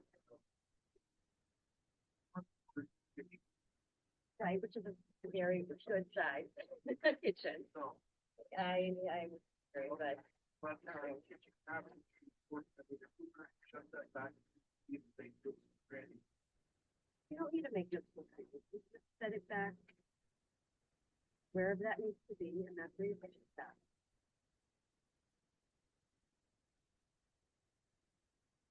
I mean, was that that's it. I can say since I got involved, we've looked at a lot of different things because I didn't put my finger on the button until we had looked at everything. And just, from the land use perspective, I think it's significant that we're only at that one corner because as we go in a southern direction, everything dissipates and we're conforming as soon as we get away from that corner, which a lot of it has to do with the existing house being skewed. Because if it was parallel to the street on Dale, then you'd really have a canyon from perspective from the neighbor. But the fact that it's skewed, you don't have that because you only have that at that point. It's not a full length of the house. So we did look at what we could do, but if the home were taken down and a house was built, parallel to the street, I think it would, and Emmanuel, you can answer this, but we looked at it and I think the neighboring property owner would have a much different visual at that point. I think, I reiterate. Step by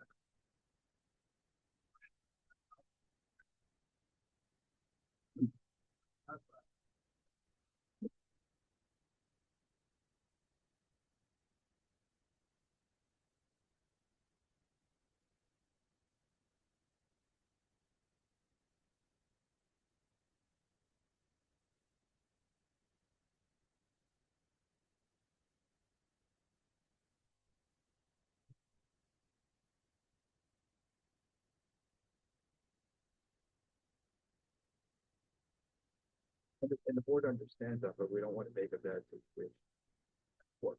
And you look Okay. at 2 variances, we're trying to do is see if you could perhaps eliminate one. Yeah. And it seems That's like really- a Go ahead. simple thing to eliminate. I mean, you're showing 5 people that island in the kitchen. That's big fight. There's lots we can understand for that concern. In other words, when we've seen, again, I appreciate the fact you're coming here, taking the comments from the public and Taking the comments from the board, but perhaps the board we're always like, what if, what could be changed, etc. What if you don't do the 3 foot? That's really, I think, where this is coming to now. If Only at the portion. So, setback.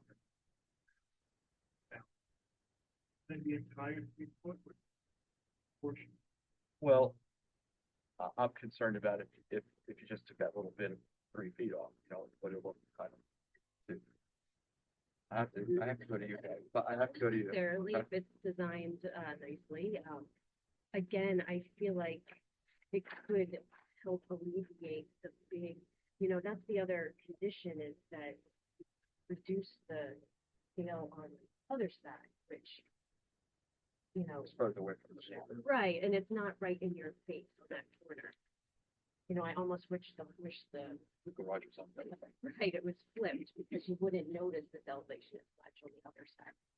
But, just by cutting off, you know, a little bit on this elevation and just, you know, once it's a flat plane with just a bunch of windows, you know, getting some recess to step back something that adds a little character to the design and, And that's not adding to a situation that we already have. right.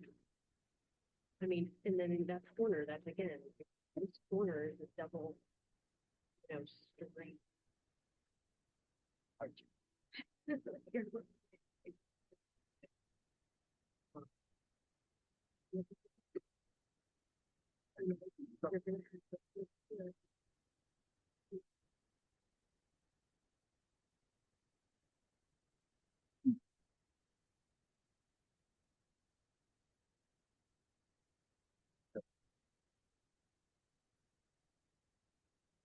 Yeah.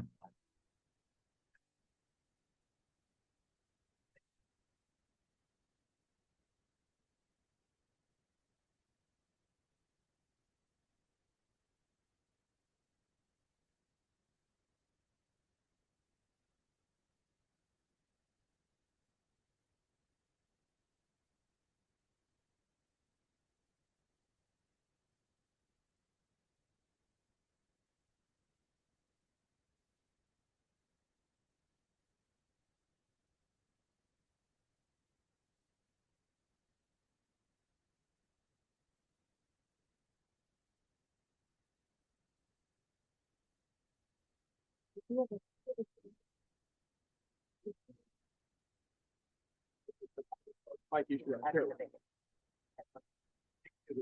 Okay, yeah. Could I just have a minute? Of course. Sure.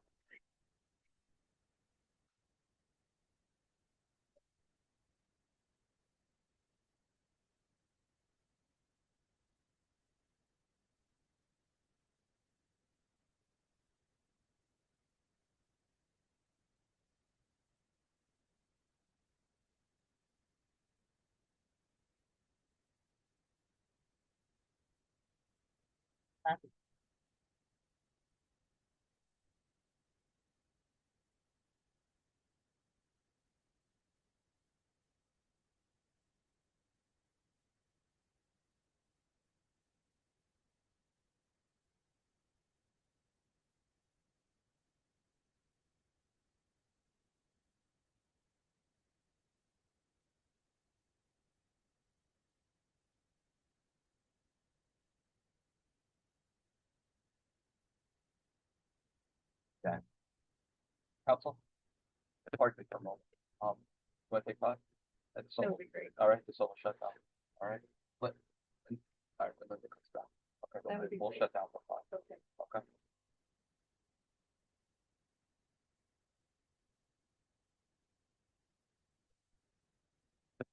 Yeah, yeah.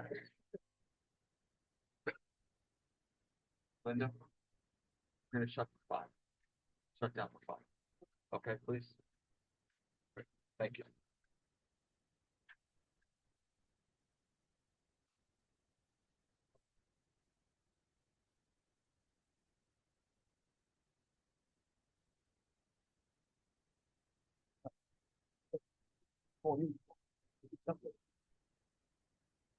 Yeah. Working. Michael, go ahead. Okay. Okay. There was a lot of work on that.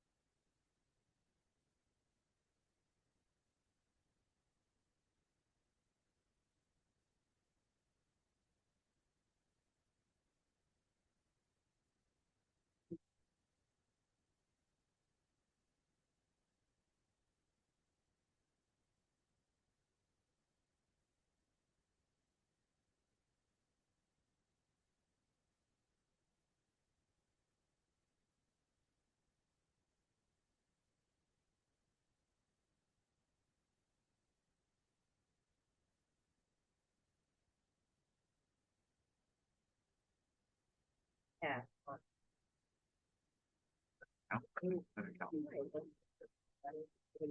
because you have to like. Have it as a record.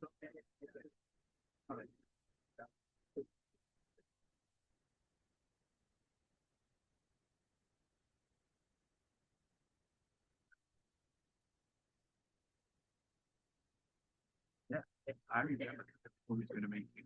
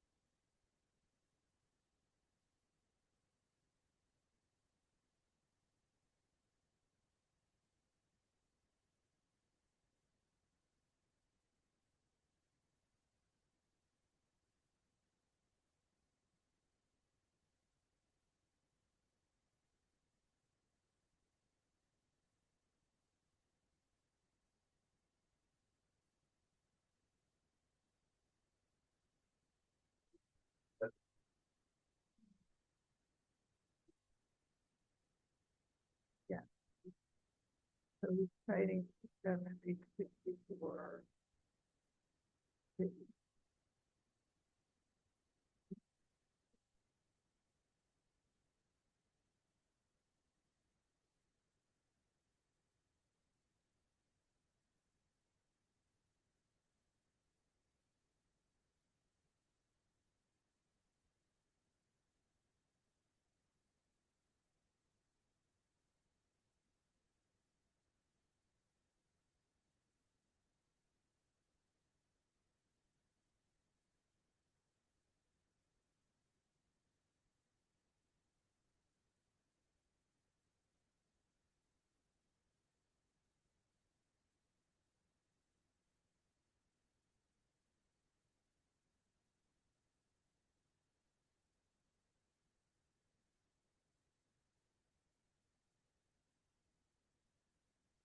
Yeah.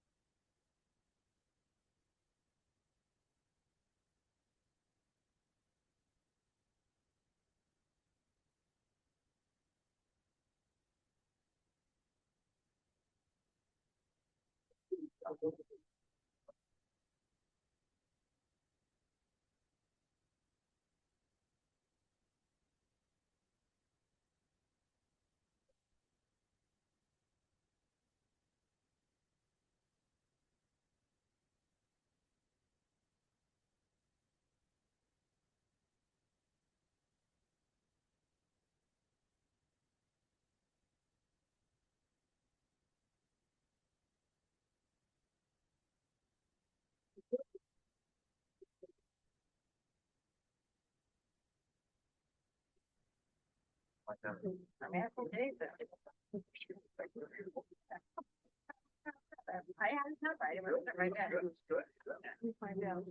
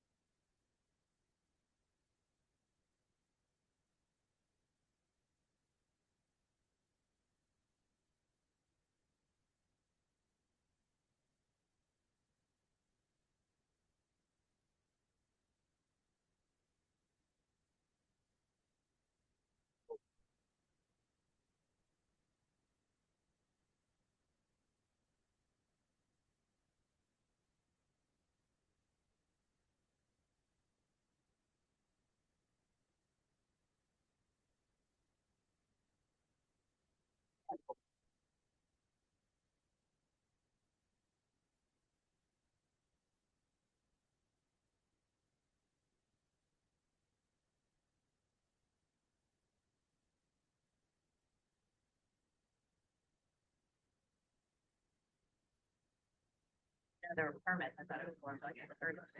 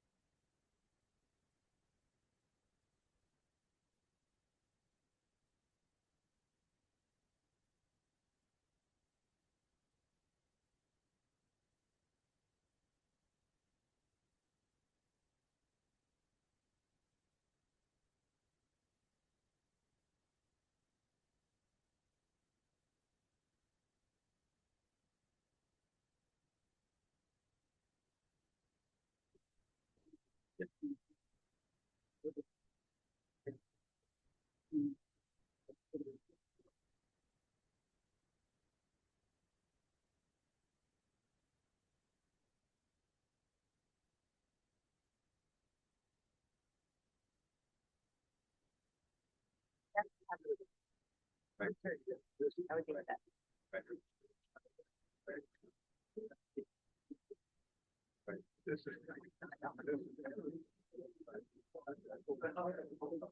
Let's bring it back then. Is there a last one?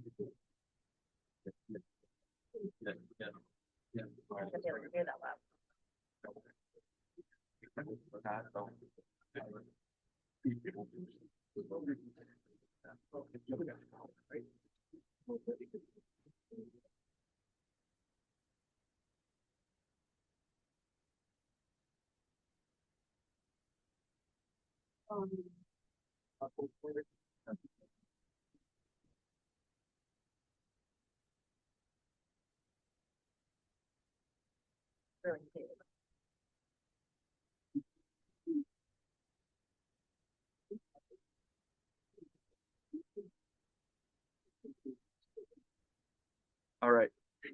Council, we'll bring it back. Thank you. Thank you.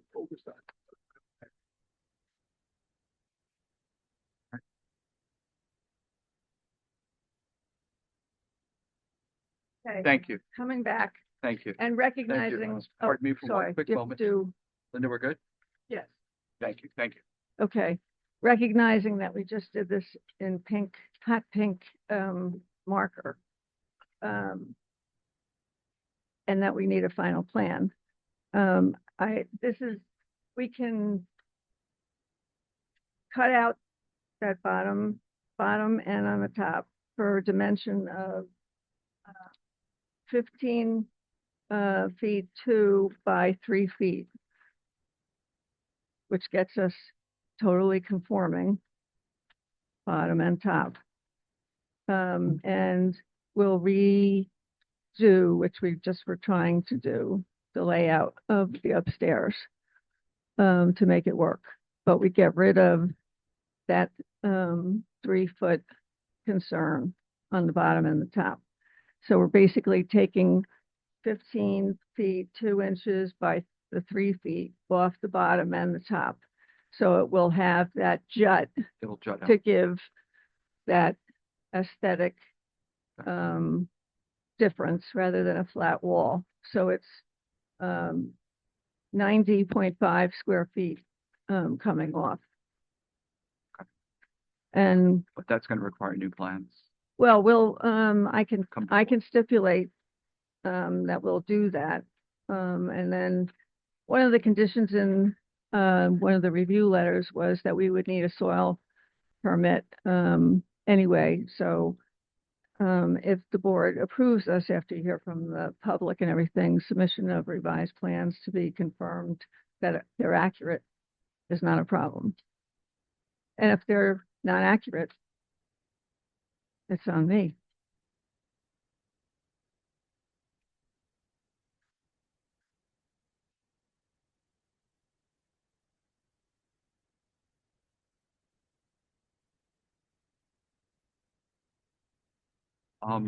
Board members, I personally would like to see new plans, not only for our benefit, but for the public's benefit, especially council, because of how many people and the comments that were made at the last meeting.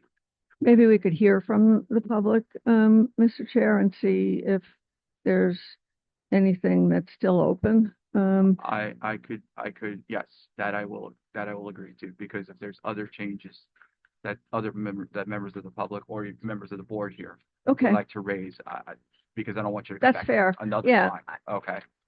All right, but I think that we would need to see, I just don't know, and I didn't talk about this. I don't know where we stand, with the whole deal. That's why we were trying to get this done tonight. okay. So, if it's for justice or 22 for water rating. That's what I want to do. Okay, that's what I want to do. So board members, questions, where we are in please. Question on the roof angle in the elevation. So on the north elevation, it looks like, I'm just comparing it to the east elevation, the front. It looks like it's cut off on the end. So are you proposing cutting off the roof and so there will be a vertical plane of shingles coming down? Or is that north elevation drawn incorrectly, so it should be more a peak there and then the siding is up and then the front roof line dying into that one?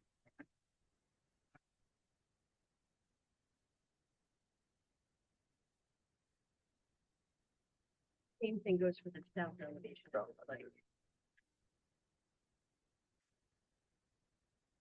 There are,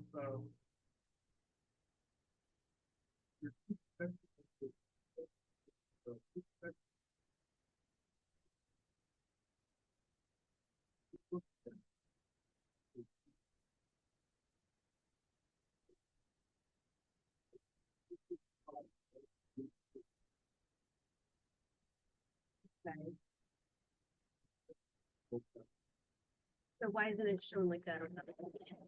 In the north and the south, they just don't worry about.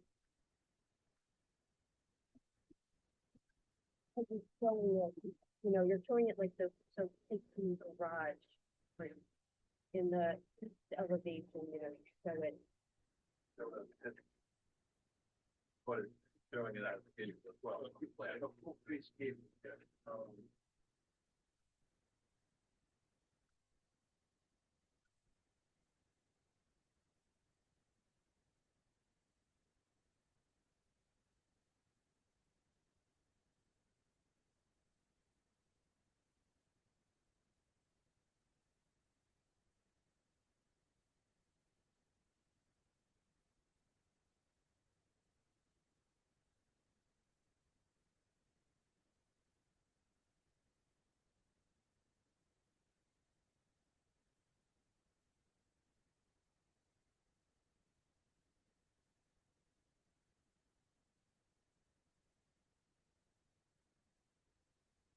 It's like, it's a lot of shingles and I'm just confused how it's being constructed, what it doesn't work.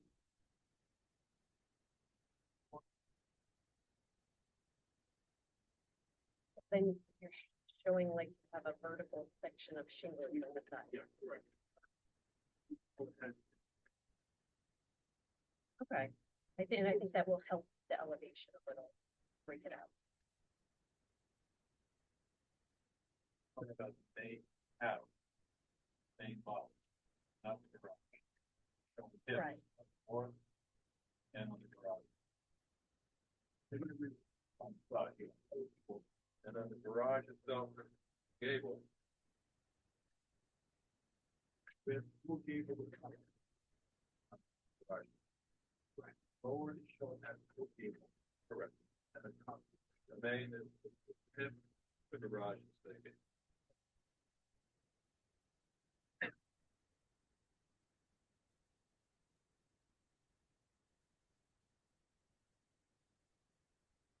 Understand what percentage of the house can you, like, just share with me, like, how much of the old house you're keeping versus how much you're renovating? That's kind of finishing the whole thing. It's like 20%, 70, 50, but in terms of finishing the front. In terms of the old house, how much of it are you keeping? Are you keeping the foundation, the outside wall, the floor, and our foundation? The exterior walls existing 2x4. So you're gonna change them to 2x6 for the energy code efficiency, or you're gonna only do straight mold and if you leave 2x4s, then the second floor will be 2x6. How's it proposed? Yeah. Then one of them is 2x6.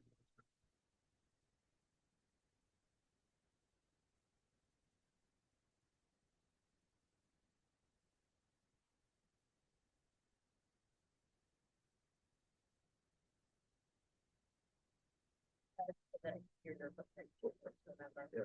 for the setback. So if you're gonna spray it on the outside, you keep the existing footprint.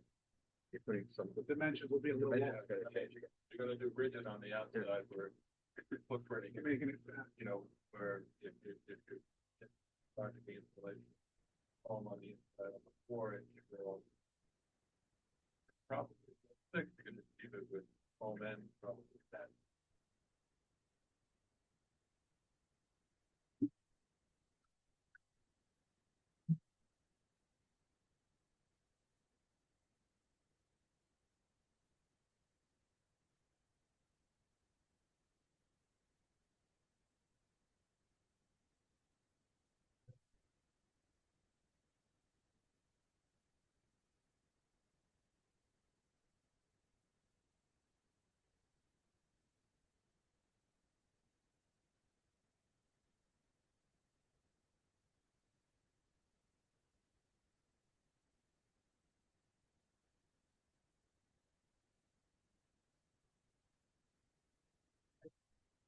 I don't know what you're doing. Yeah. If you're I keeping the understand. exterior walls, I'm just trying to figure, I'm trying to wrap my head around how far are you gonna go until you basically are left with just a foundation, and at which point you start from scratch and you have no variances. Like, you're building a house, are you leaving the first floor? Are you gonna use the 2x4s and then insulate the exterior, which is going to encroach on those setbacks a little more? I'm just trying to understand, because again, you guys testified, this is being built as a split, right? So, the C2 criteria, if I'm not mistaken, you're supposed to have communal benefit.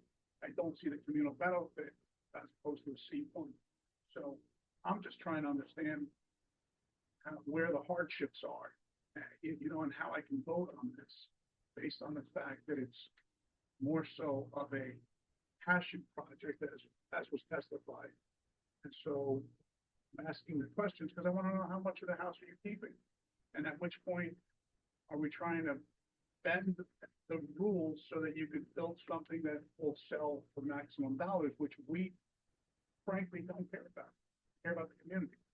So I'm trying to understand all this because I'm glad you guys came back with a different plan, but I'm trying to understand how much of the old house are you keeping And at which point does it make sense for us to look at something where now you may not be able to keep 4-inch walls?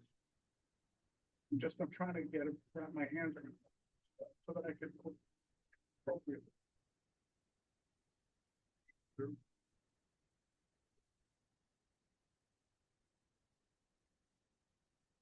You get all the first floor walls within. This is first, second floor. In fact, that's the starting point for that adding the outside, but then the overall dimensions of the home. Well, they'll have to Yes, comply why? with energy code, so.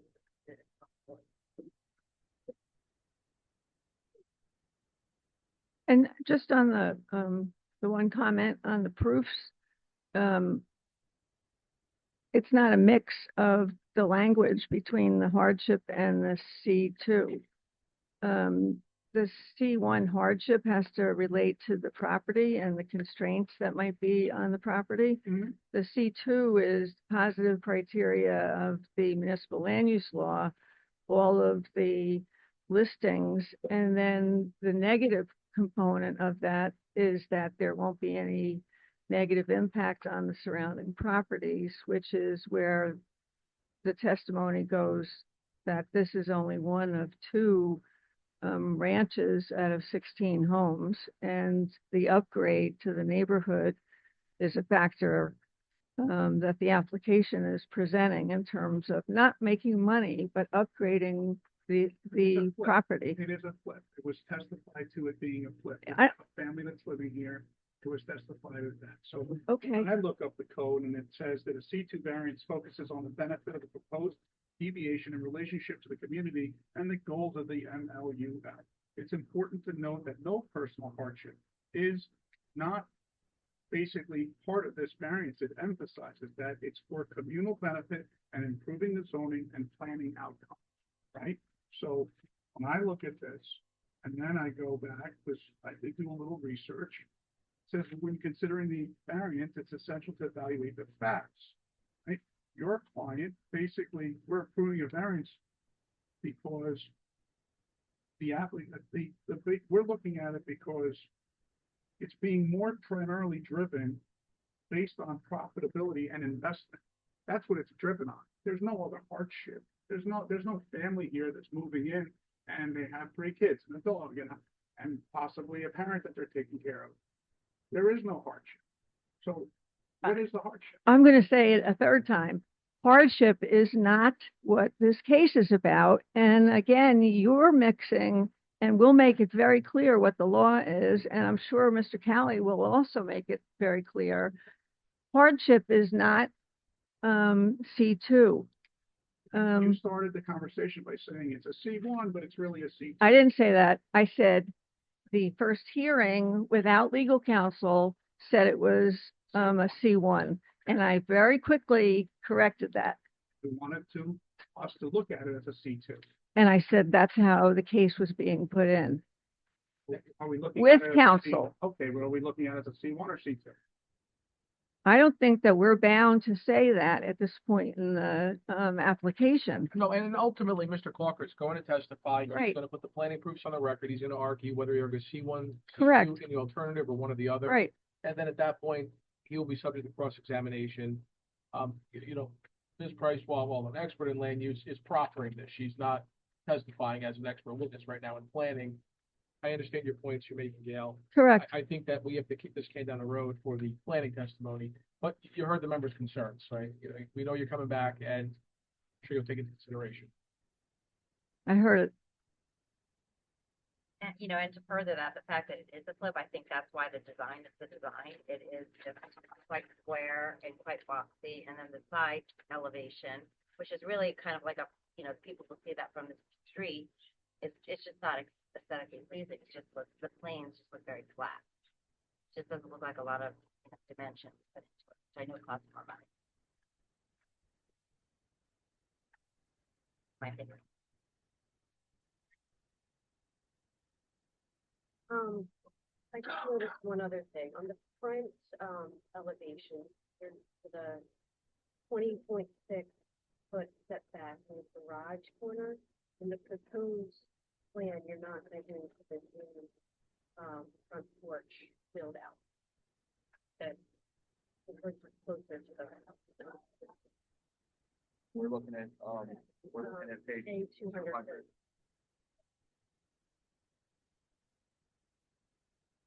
Because when we compare it to the rig drawing, those numbers are the same. Yet on the Right. photo, And you're listing those as the proposed no change, but then. I mean, I think that's pretty simple as just, again, similar to the back. That could help them.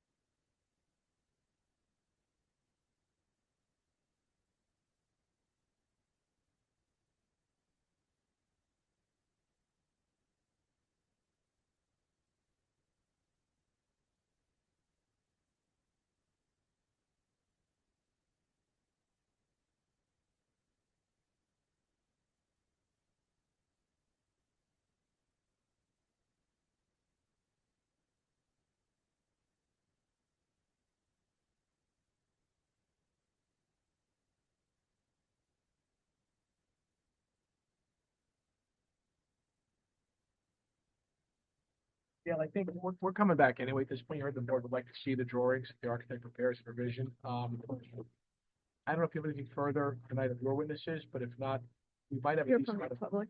Yeah. Yeah, that's fine.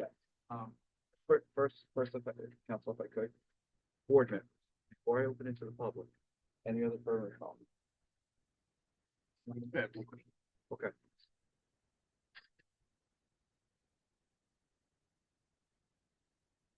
Council, we have a board member. There's a question. Nelson? Question for the owner. For the owner. Yeah. The contract purchase. Yes. Okay, she can come up, yeah, but she's already, yeah. Question for you. In the very beginning, you said you weren't going to be doing any tree work there or removing any trees. Right. Last week, what was the tree company there doing? Trees were mandated by the town down by utility poles.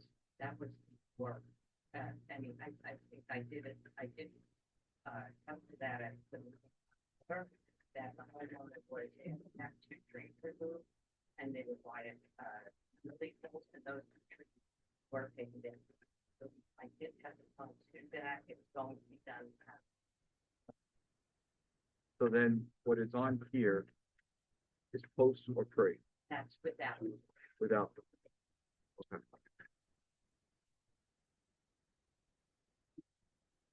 Good. Good. Okay. All right, any other board members? Okay. I am now opening up to the public questions of these witnesses on the testimony that you've heard tonight. Please come up, state your name and address.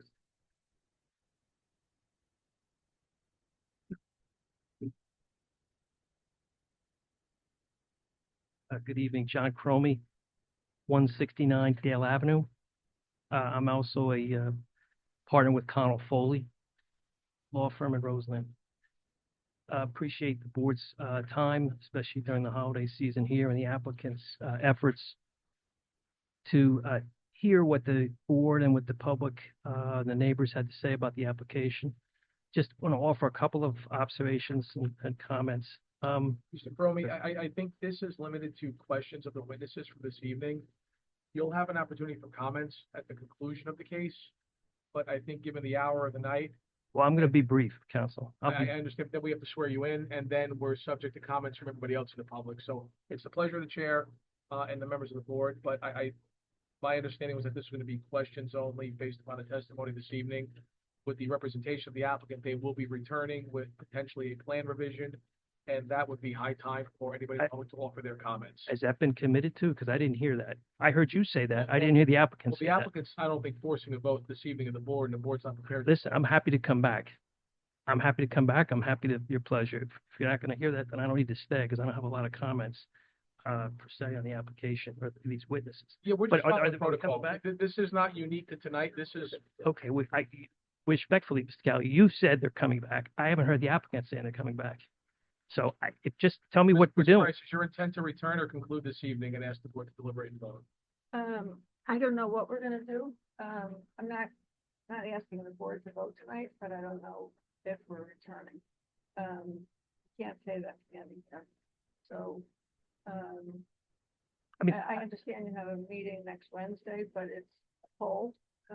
I don't know if you would entertain getting the revised. Wednesday this week. It's also You Christmas. have meeting next week. We have a meeting this Wednesday. 2 days from now. Yeah, Day after 2 days from Oh, Yes. yeah, not next week. What am I thinking about? Chris, yeah, that's, 2 days from now, yeah. And your agenda is full, right? There's the senior. Let me rephrase it, right? Maybe you misunderstood. Yes.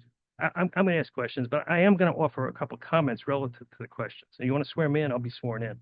I mean, We're gonna have to then, Mr. Bromey. it runs together. I'm gonna be very brief. Okay, very good. Would you please raise your right hand? Happy Do you to. swear affirm the testimony you're about to provide is the truth, the whole truth, nothing but I the do. truth? Okay, please proceed, sir. Okay. Again, thank you for the opportunity to talk to you. Thank you for what the applicant has done. Appreciate that. A lot of time and effort's gone into this. The feedback this evening has been helpful as well.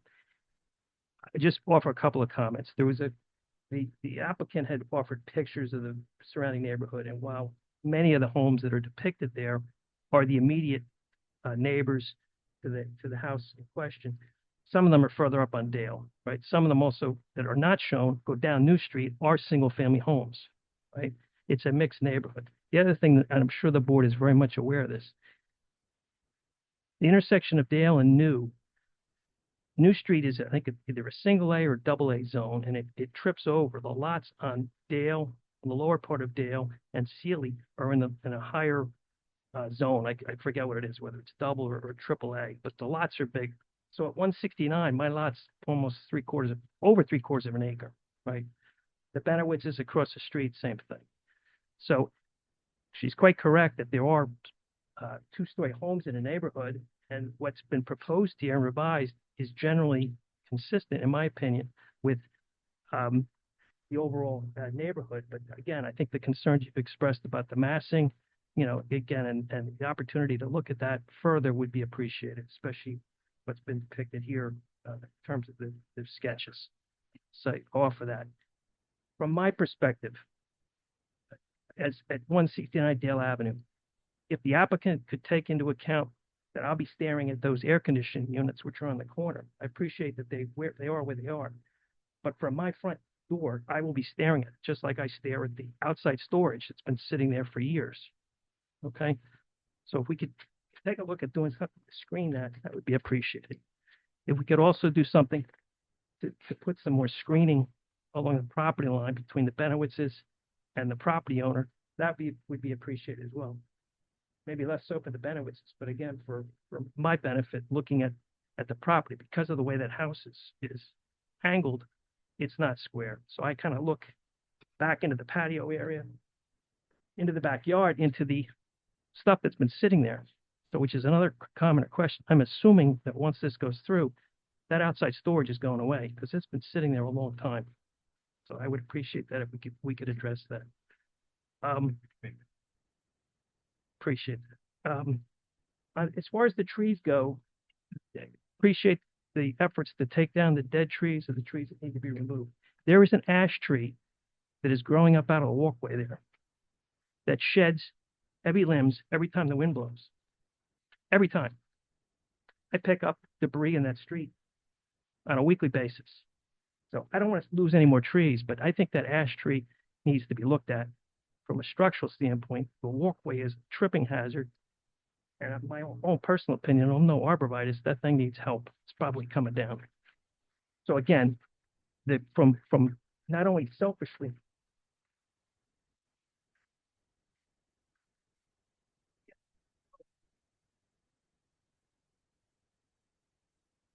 the whole walkway's heaved from the tree. There's been a lot of trees taken down again, so don't want to be selfish and say, please put up additional screening, but there's been a significant erosion of the landscaping on the property as the property has continued to kind of decline. If you think back, Chairman, when you were in the neighborhood, the house was impeccable. One thing has not been touched on tonight, and I think bears looking at, and I think Mr. Brook may look at it, there's been no discussion of drainage, right? In terms of whether you're going to do any sort of stormwater retention, like underground, pulling all the gutters and leaders into, an underground retention, or are you going to just, put it out into the yard? Have you thought about what you're going to do there?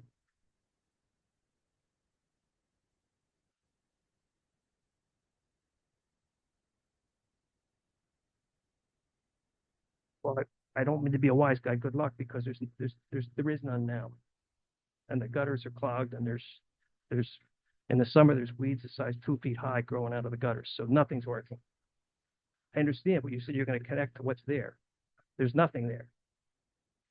So I think part of the follow-up, again, not trying to be difficult, would be, especially in the back, it's pretty flat there, and with the disruption, just want to make sure that the drainage works, and if you could pull it into a stormwater retention on site, I don't know what that would do. That would probably be helpful, especially with as flat as it is. Yeah, I mean, that's one of the reasons we took a Yeah, look at the again, contours already. Appreciate that. Again, I'm gonna be brief. This is last comment, and I don't mean to overstep here. I don't mean to interject into the legal. We got a lot of very good lawyers here. I have a perspective on the C2, so I'll offer, Mr. Cali, with your permission. I was fortunate enough, after getting out of law school in 1987-88, to clerk for Justice O'Hearn in the New Jersey Supreme Court, who wrote the Kaufman case, which is the leading case on the C2 variance. I worked on it.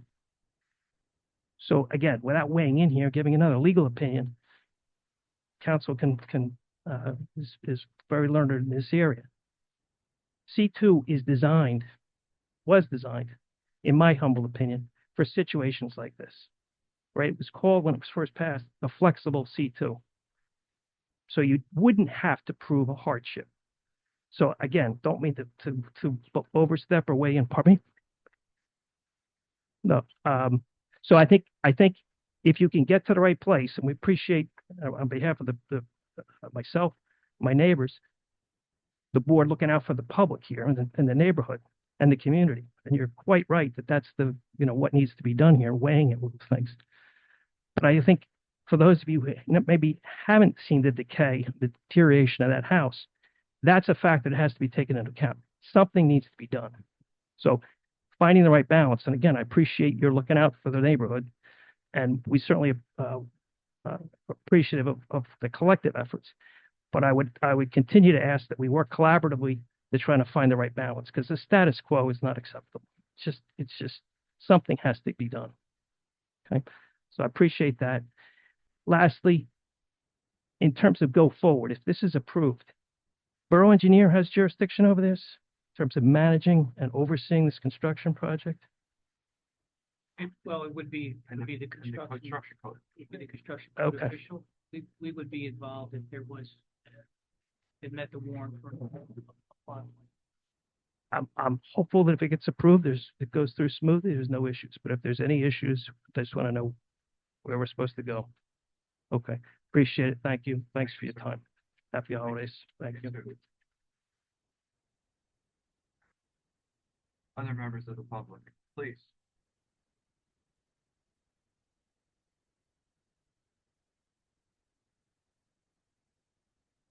My name is Richard Brook, and I live at 17 New Street. I'm the immediate neighbor. And my understanding here, I'm a little bit lost. From what I understand, new plans are going to be drawn. We're going to take a look at those. I'm here now to ask a question which was already touched upon. And that was, I appreciate the revisions in the plans. I appreciate the windows and the effort made to listen to comments from the public and from the board. But in regards to the 3-foot setback, my primary concern is water, and Mr. Cromie touched upon that with storm drainage. My house has a sump pump. It already gets water when it rains very hard. And when we move that foundation closer to my property line, I'm concerned that will affect my water in my basement. So I'd like to just bring that up for consideration. And, other than that, I'm assuming we're going to be back here with revised plans and we're going to look at that. And am I correct in that assumption? You're correct in the sense that the applicant is not concluding their case Okay. this evening. Yes, I think Ms. Price alluded to the fact that they may or may not return. That understood. might be a part of their deal, which we're not privy to. Mhm. But if you do see these folks back here, they're likely to return with modified plans. Okay, okay. Yes. All right, well then, my question was to consider water runoff, that kind of thing. Especially if that 3-foot setback is as what's in the current plan right now.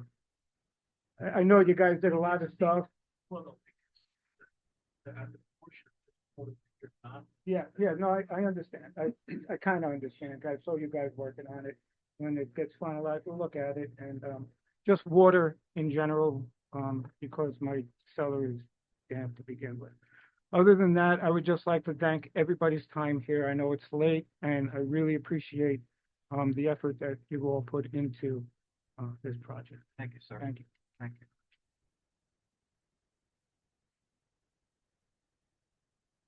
Further members of the public wish to comment? Questions? Okay, seeing that, I bring it back to the board. Comments on anything that we just heard? Okay.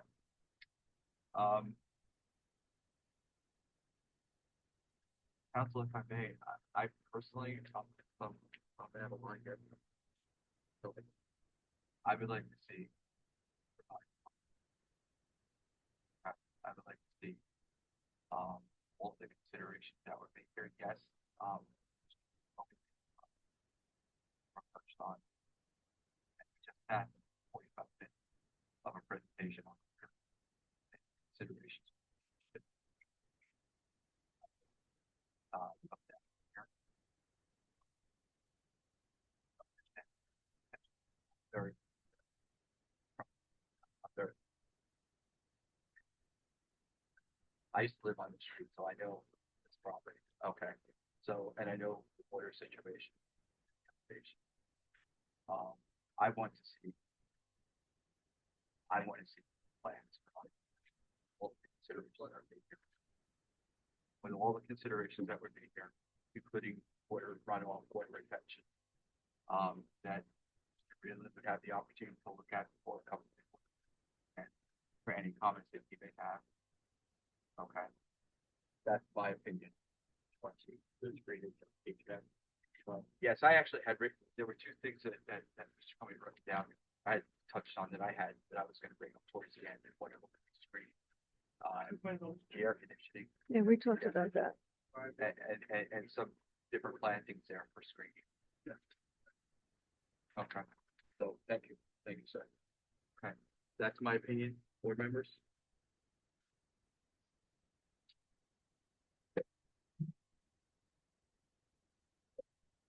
I'm in agreement. I mean, I appreciate the changes that you have made. I think there's just a little bit more and you'll get there. But I would like to no changes.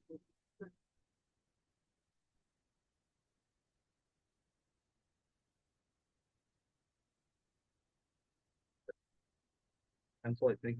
We're coming, I mean, if we come back, we're coming back anyway, because we have consideration with my planner and the hour of the night. I'm not going to put him on without having a case fully put on anyway.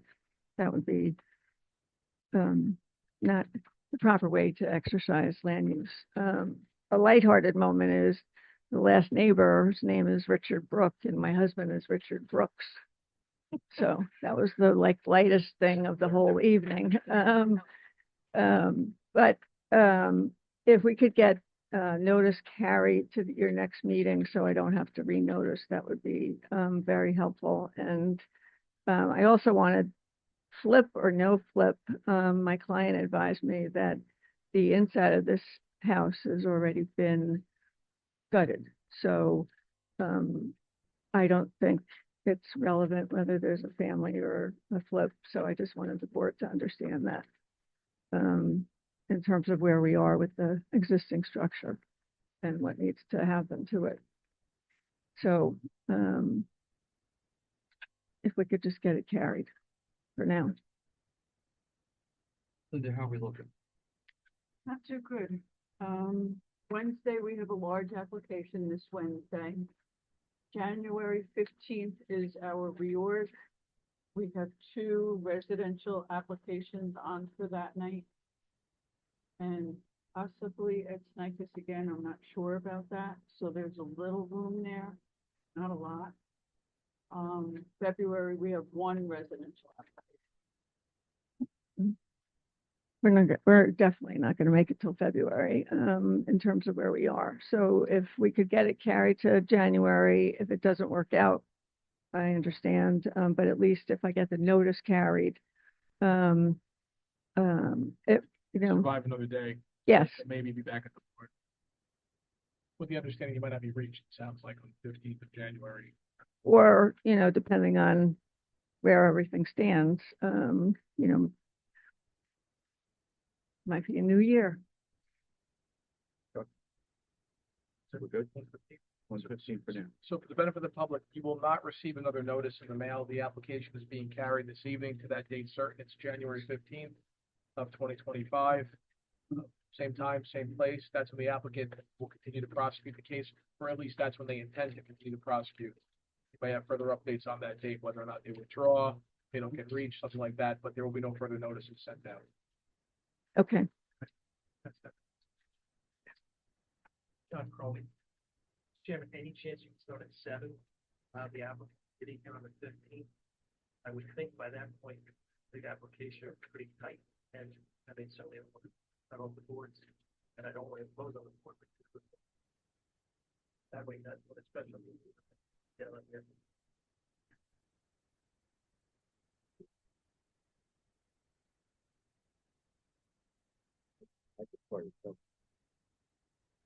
Board members, we chose to start early for this one time.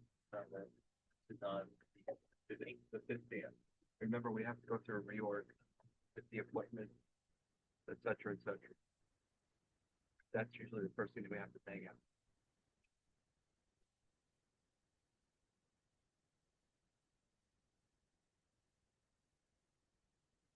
I personally can do it. I'll come early. Board members? Okay. At 3 hours. So. The board's gonna have to notice you first starting at 7 p.m. Yeah. Okay. We will make every effort, sir, to make it work. I agree with you. Yeah.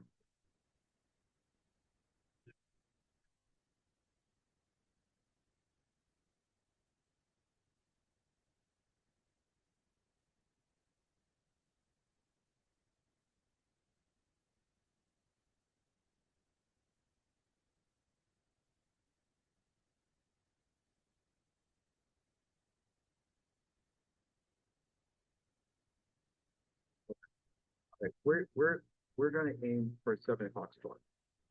Okay? All right, council? We'll aim for a 7 o'clock start on the 5th of January. Again, we have our reorg work to do. We'll try and go through that quickly. And then we have other applications. Okay? So, all right? Thank you. Okay. Right. So. Okay. right, council, we'll wait here. All right. Thank you. Thank you. All right. Thank you. All right, hour is late, but we do have one more on our agenda. And it's a conceptual hearing.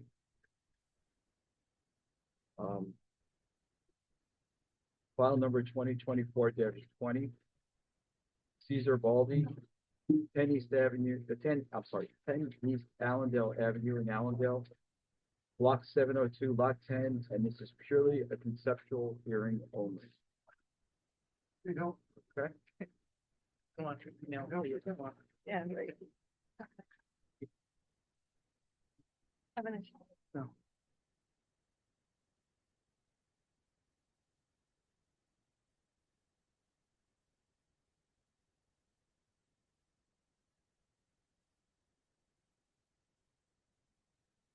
Thank you. You too. Thank you.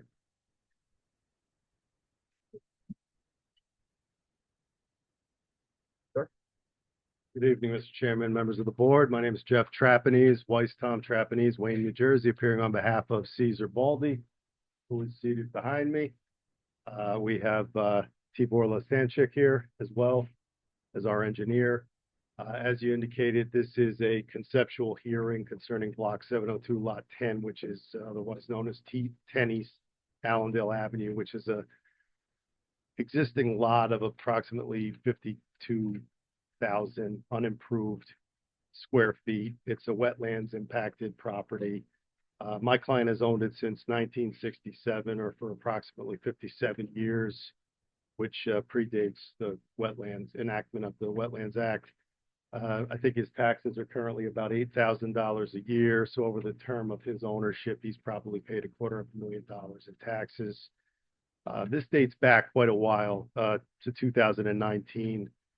There was zoning approval issued. There was a plot plan review memo. There was soil conservation waiver, and the DEP wetlands LOI was issued. And I understand there's an application pending for the renewal. The DEP has sort of pushed back because our application does not require variance or any subdivisions, but the DEP has pushed back and wants the building envelope and the structure moved closer to East Allendale Avenue, which we don't necessarily agree with. That will invoke the necessity for a variance application. We believe that will have negative impacts on the neighborhood with the existing neighboring properties. We also believe there will be safety impacts, which Tibor is here to address in more detail.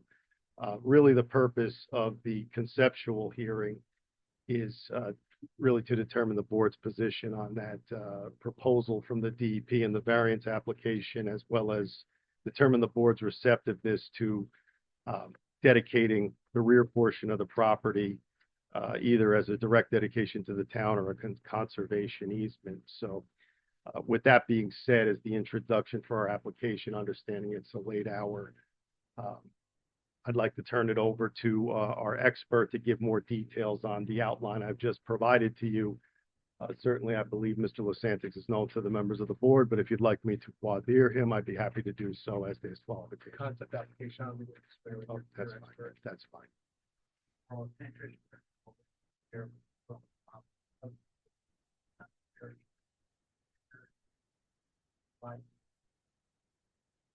Or a current plot plan, wall, lot, and plot that two, which is the regular shape south square foot lot. And stone are eight lot that is representing that is long wall by it. And like 88 is existing by or the building that I was talking about. For us, this plot plan is only conforming plot plan. We have benefit memorandum. So this application is somewhat disrupted by the code that has started 2019. LOI on the property. Yes, there are lots of problems, hardship. Even as there is generally toxic land or woods, of course, that would really what happened here over decades to reject the property, so they have a extensive driveway to drain this over. So we have somewhat one from the knowledge as we go further towards celebrate farm, quality, flooding, environment, kind of food that is not replaced. Hoffman shows a very where all Hoffman has fully conforming Allendale zoning, including side yards, provisions for proposed soil movement application. Food, a waiver does, I think, all, no one has ever seen an application that someone has told me that actually, that's what.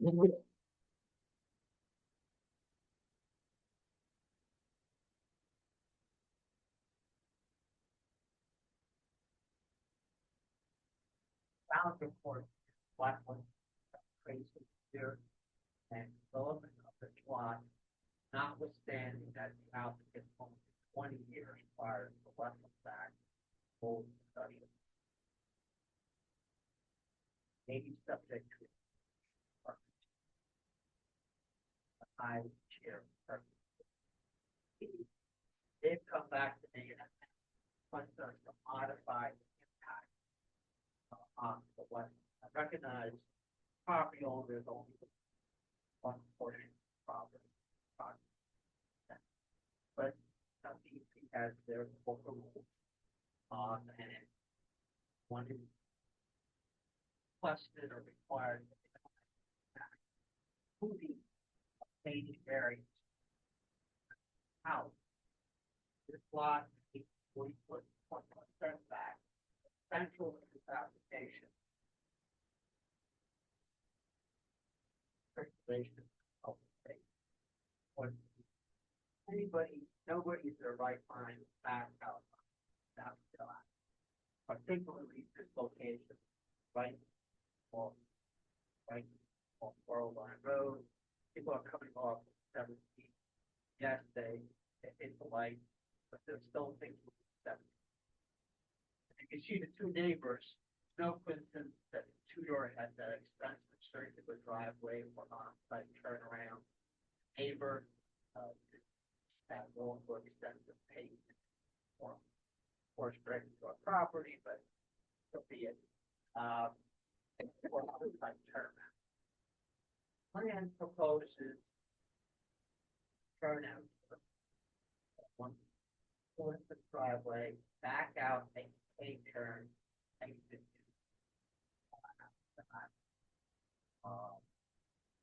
That's expensive.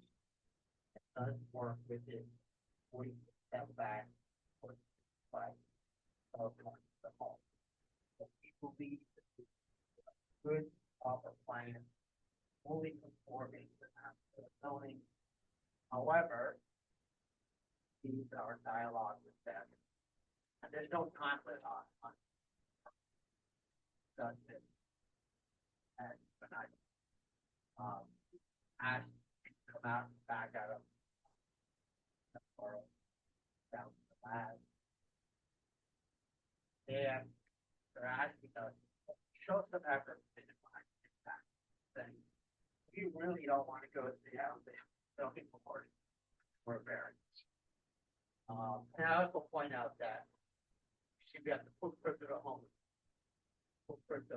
on the side. Conforming home is actually a very nice transition from the first older home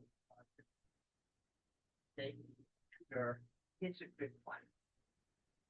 We're hoping tonight that some sort of expression from the side. I'm not quite sure how that works. And They would prefer not to grant there. And or would prefer farming. Then that yes, Agriculture has to pay the money.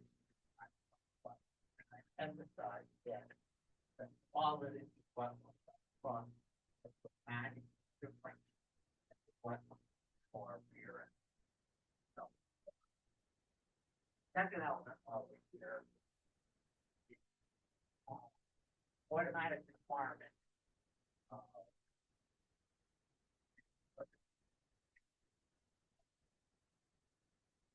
Wetland, intake wetland,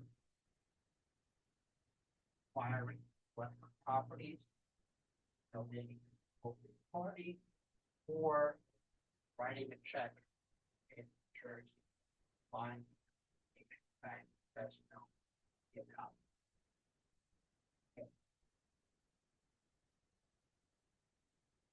That's really not. Yeah, proposed, yeah, offer fair, equally spread fair portion of favor and reach out to a number of environmental.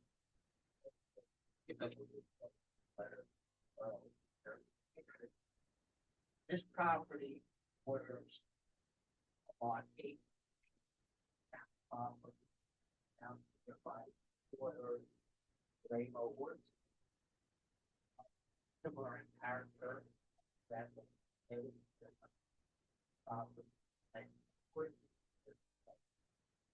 this property could one we offered practical matter.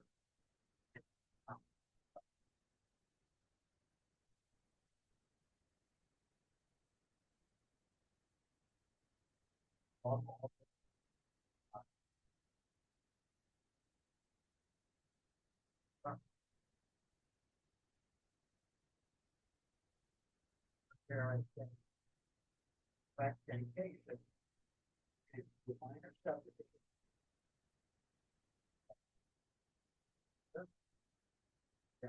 back and forth,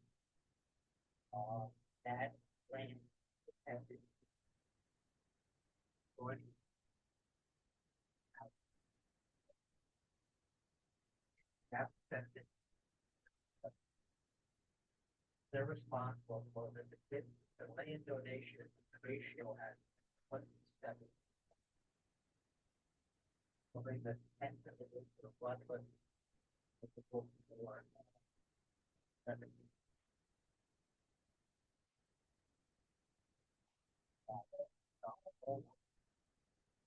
It's recognized environment is salary farm would be a very beautiful message. And the direct proximity acts on wetlands, the borough of Allendale, not that we can check the fair. So, the concept and then concept implementation only found by that is what the mission for certainly the last thing we want to do is appear for a variance. Allendale is if you go for a foot variance, I'm meeting. We believe this is a good plan. Applicant forming plan has one entrance to the Allendale. I think this is the borough. Come back, yes, there are wetland hardships. We believe the forming plan, better plan.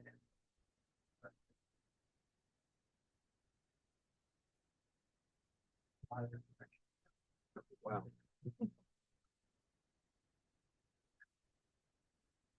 The land, I know the land.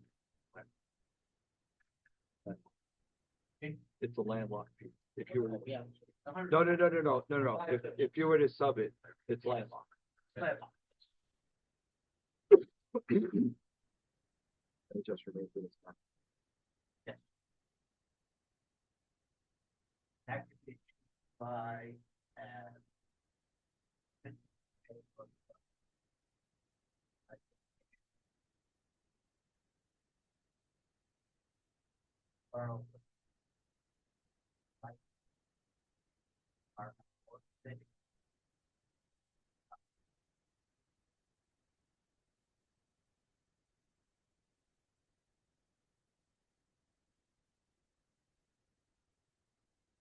Essentially just becomes land.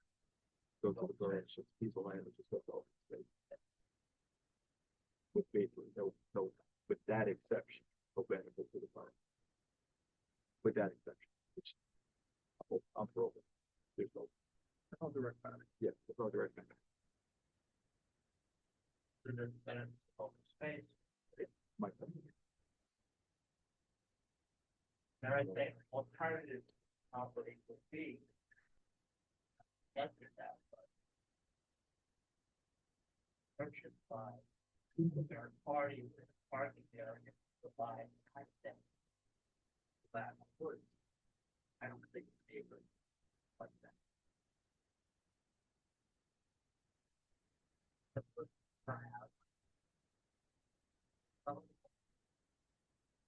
Goal here is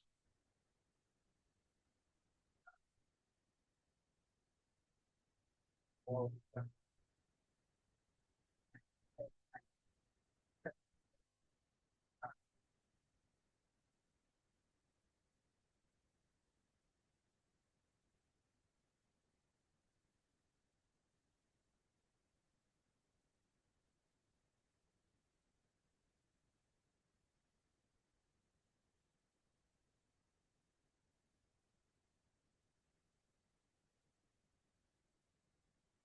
Grant informs, as you pointed out.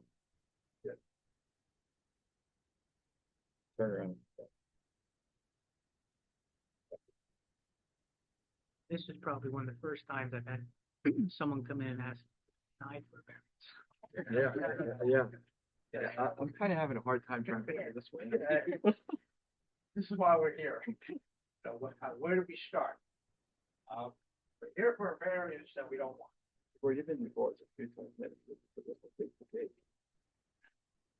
It really does. And DP staff, they're sympathetic, yeah, but they have their rules. And we don't fit, but we don't kind of fit the situation. People are here for variances, we're here, we don't want to give them that same situation. Their rules and every provision, so on. And it is significant, only what is that as part of the one of the prior. Harsh. But it's going down that road, they say, well, or you're on the records first, who do you getting a variance out there? Are they gonna be satisfied with, we floated this by the board on a concept? I mean, because who at DEP is reviewing this? Okay, well, the supervisor, Rebecca, right, very good. Yeah. Director, you always actually now. Yeah, they're good people, but They're in the box. Rule. Yeah. Because I'm not sure what value you get out of saying the concept didn't go great. They might say prosecute something. I don't know. They would look for something in writing, not just people are said so well. Which the board really can't provide something in writing that doesn't actually conclude with a disposition of the board. The only writing, we can't give an opinion letter, we can't give a straw vote in writing. The only written document the board can produce is a resolution.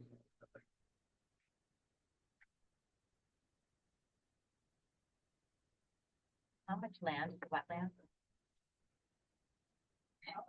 Short answer, majority of the here, but You know it in acres?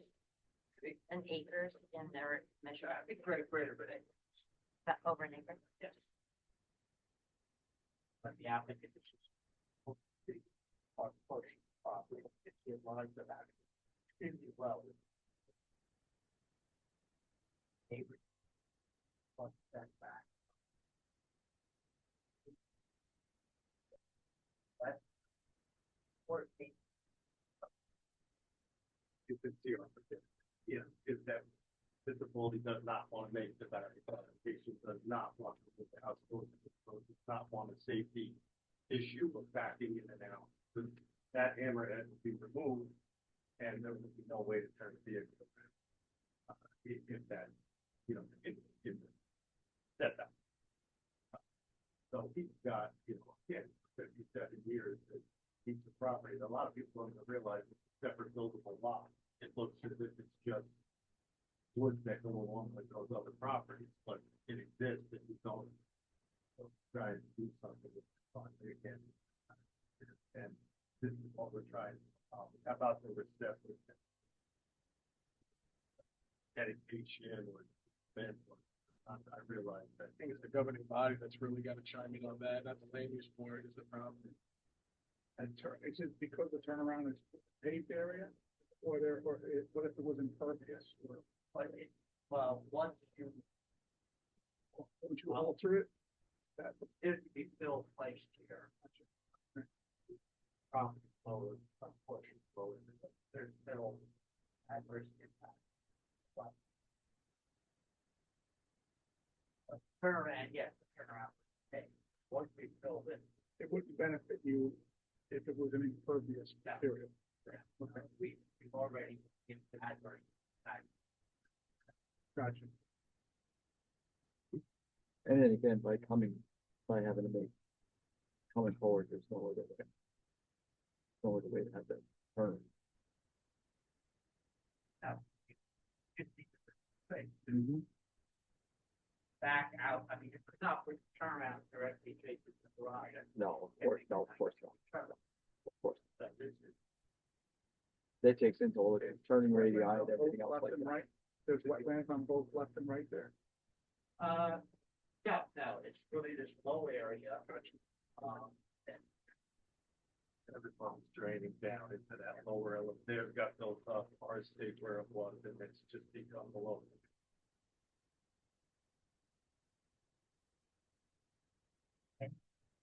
Many trees are impacted.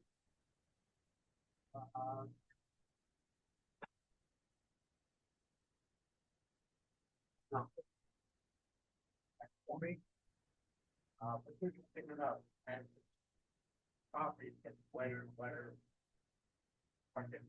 Weather patterns, actually the condition is crashing down. Like swamp maples and. Well, the ground is wet, so the trees come down.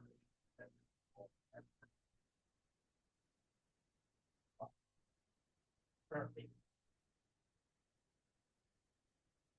And by that positive. Open.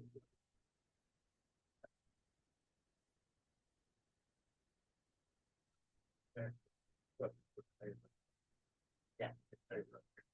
And you're able to, have your, I mean, I know it's conceptual, but you're able to drain the daylight into that Yes. area? Yeah, we have. That's an overflow? Yes. Then. Actually have a fully drained. Back. Wait a minute. And anything beyond this would be how to put out wire and density barren. Boulders, show footwell and we also show a reasonable backyard, 35-foot backyard. Deck.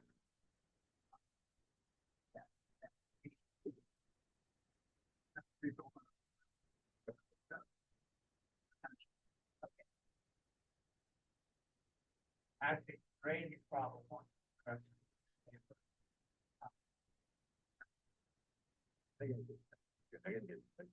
When they're gonna get in there, they're gonna like bury the equipment, like, the light and everything, like, get very deep. excavators in there. Contact the worker. Difficult part is actually just sorry. Right. It getting your foothold. Still will still getting started. Actually, just quite off. Yeah, simple battery, serving, structure, and the gravel. Out the road. Challenge. Especially at that intersection. But Or as just- that- I'm just thinking about the soil. You guys haven't done any soil samples, so is the soil going to bear, like, you know, like I said, what type of loading are you gonna put, if you This- put a basement in, right? Like, this property is no different than any other. than all the other properties. Down there, it just happens to be the last. And all the guys your neighbors are pitching water down. Yeah, in. yeah. So, can you elevate, can you pitch it back towards the wetland, so it's. That's what, that's exactly what they're trying to do. Right. We've had good dialogue, we showed inlets, swales for the property line. When this property is still, you're still happy with that. That's not fair. But in. You know, I'm hearing it. So, counsel, if you came to us with a plan and said, here, listen, to make this work, I've got to pull the house forward. I've got to pull the house forward and I can't have it turn around. No way. My opinion, and knowing, having done this for some time on here, you know, safety is utmost, as well as other things you've heard tonight. You sat here for 3 hours. You heard some of the way the board thinks, okay? Yeah. Now let's go back to DP. Board members, please. Okay, I'm speaking for me. Okay, but I think having worked with all you guys and ladies, I think that's where we would all end up with this thing. No. I think it was important that we made the attempt. We need to come here, air this, and say we made an effort, we Yeah. brought it up. It obviously is not a strong variance under application under any scenario. And Possible to get. Better path.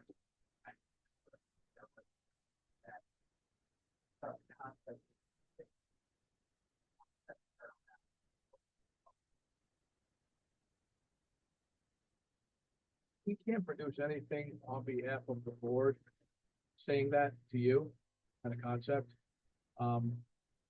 It is possible that a municipal official, consultant, an engineer could say, I've reviewed the concept, and if he believes it, could say, I would have an issue with X, Y, and Z.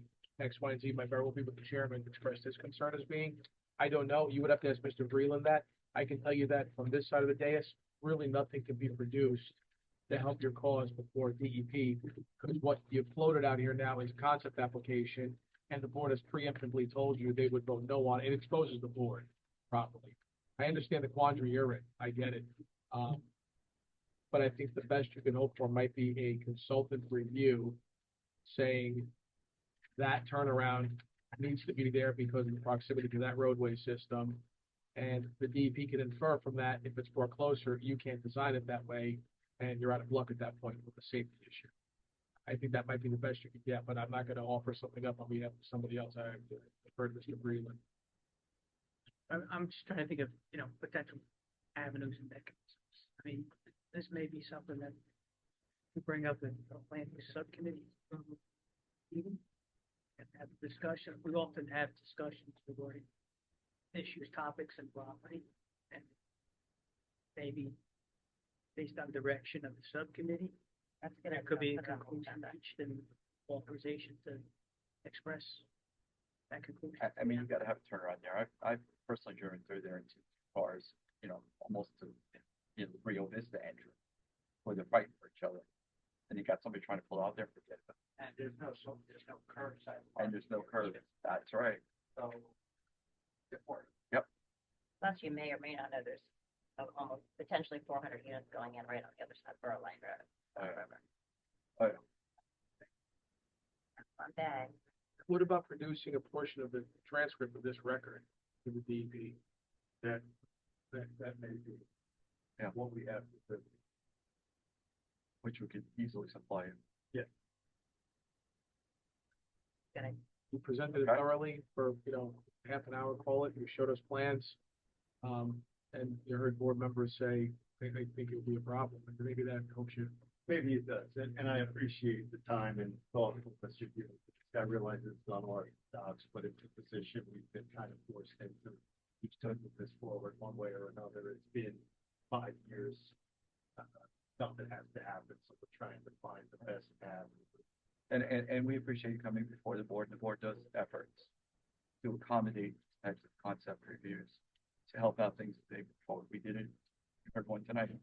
We did it for Couch Court, and that's before it came to us. There was a concept review there, and we provided input, just like we're doing here. So we pride ourselves on doing that, but council's point, we can do just so much. Okay. Second question. And there, I think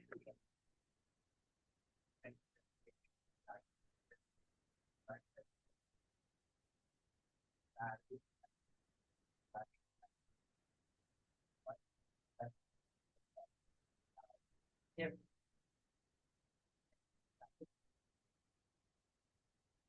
And again, I think that we, the land Yeah, I use think we could subcommittee- talk, it'd be great to bring it up. There's some things that are kind of going in my head, but I'm not sure yet.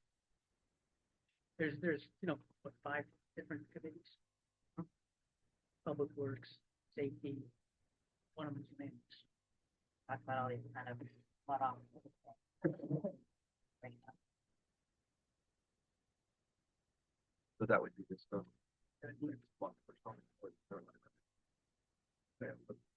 Yeah, but I'm Well- trying to get one this week, but I'm not sure it's gonna happen.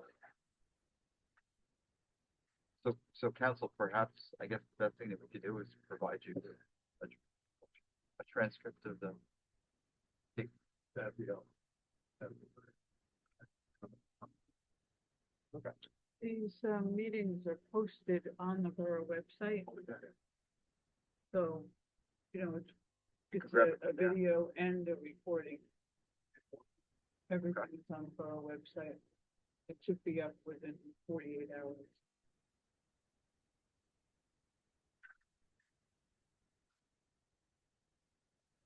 Thank you. Yeah. Apologies, we took you so late. That's okay. Okay. Par for the course. All right. Thank Thank you, you. thank you. All right, it's late. Anybody in the public, any comments? Being none, bringing it back, motion to end the meeting. Do I have a second? Yes, sir. Thank you. All right, and we will see most of you on Wednesday night again. Sorry it went so late, everybody.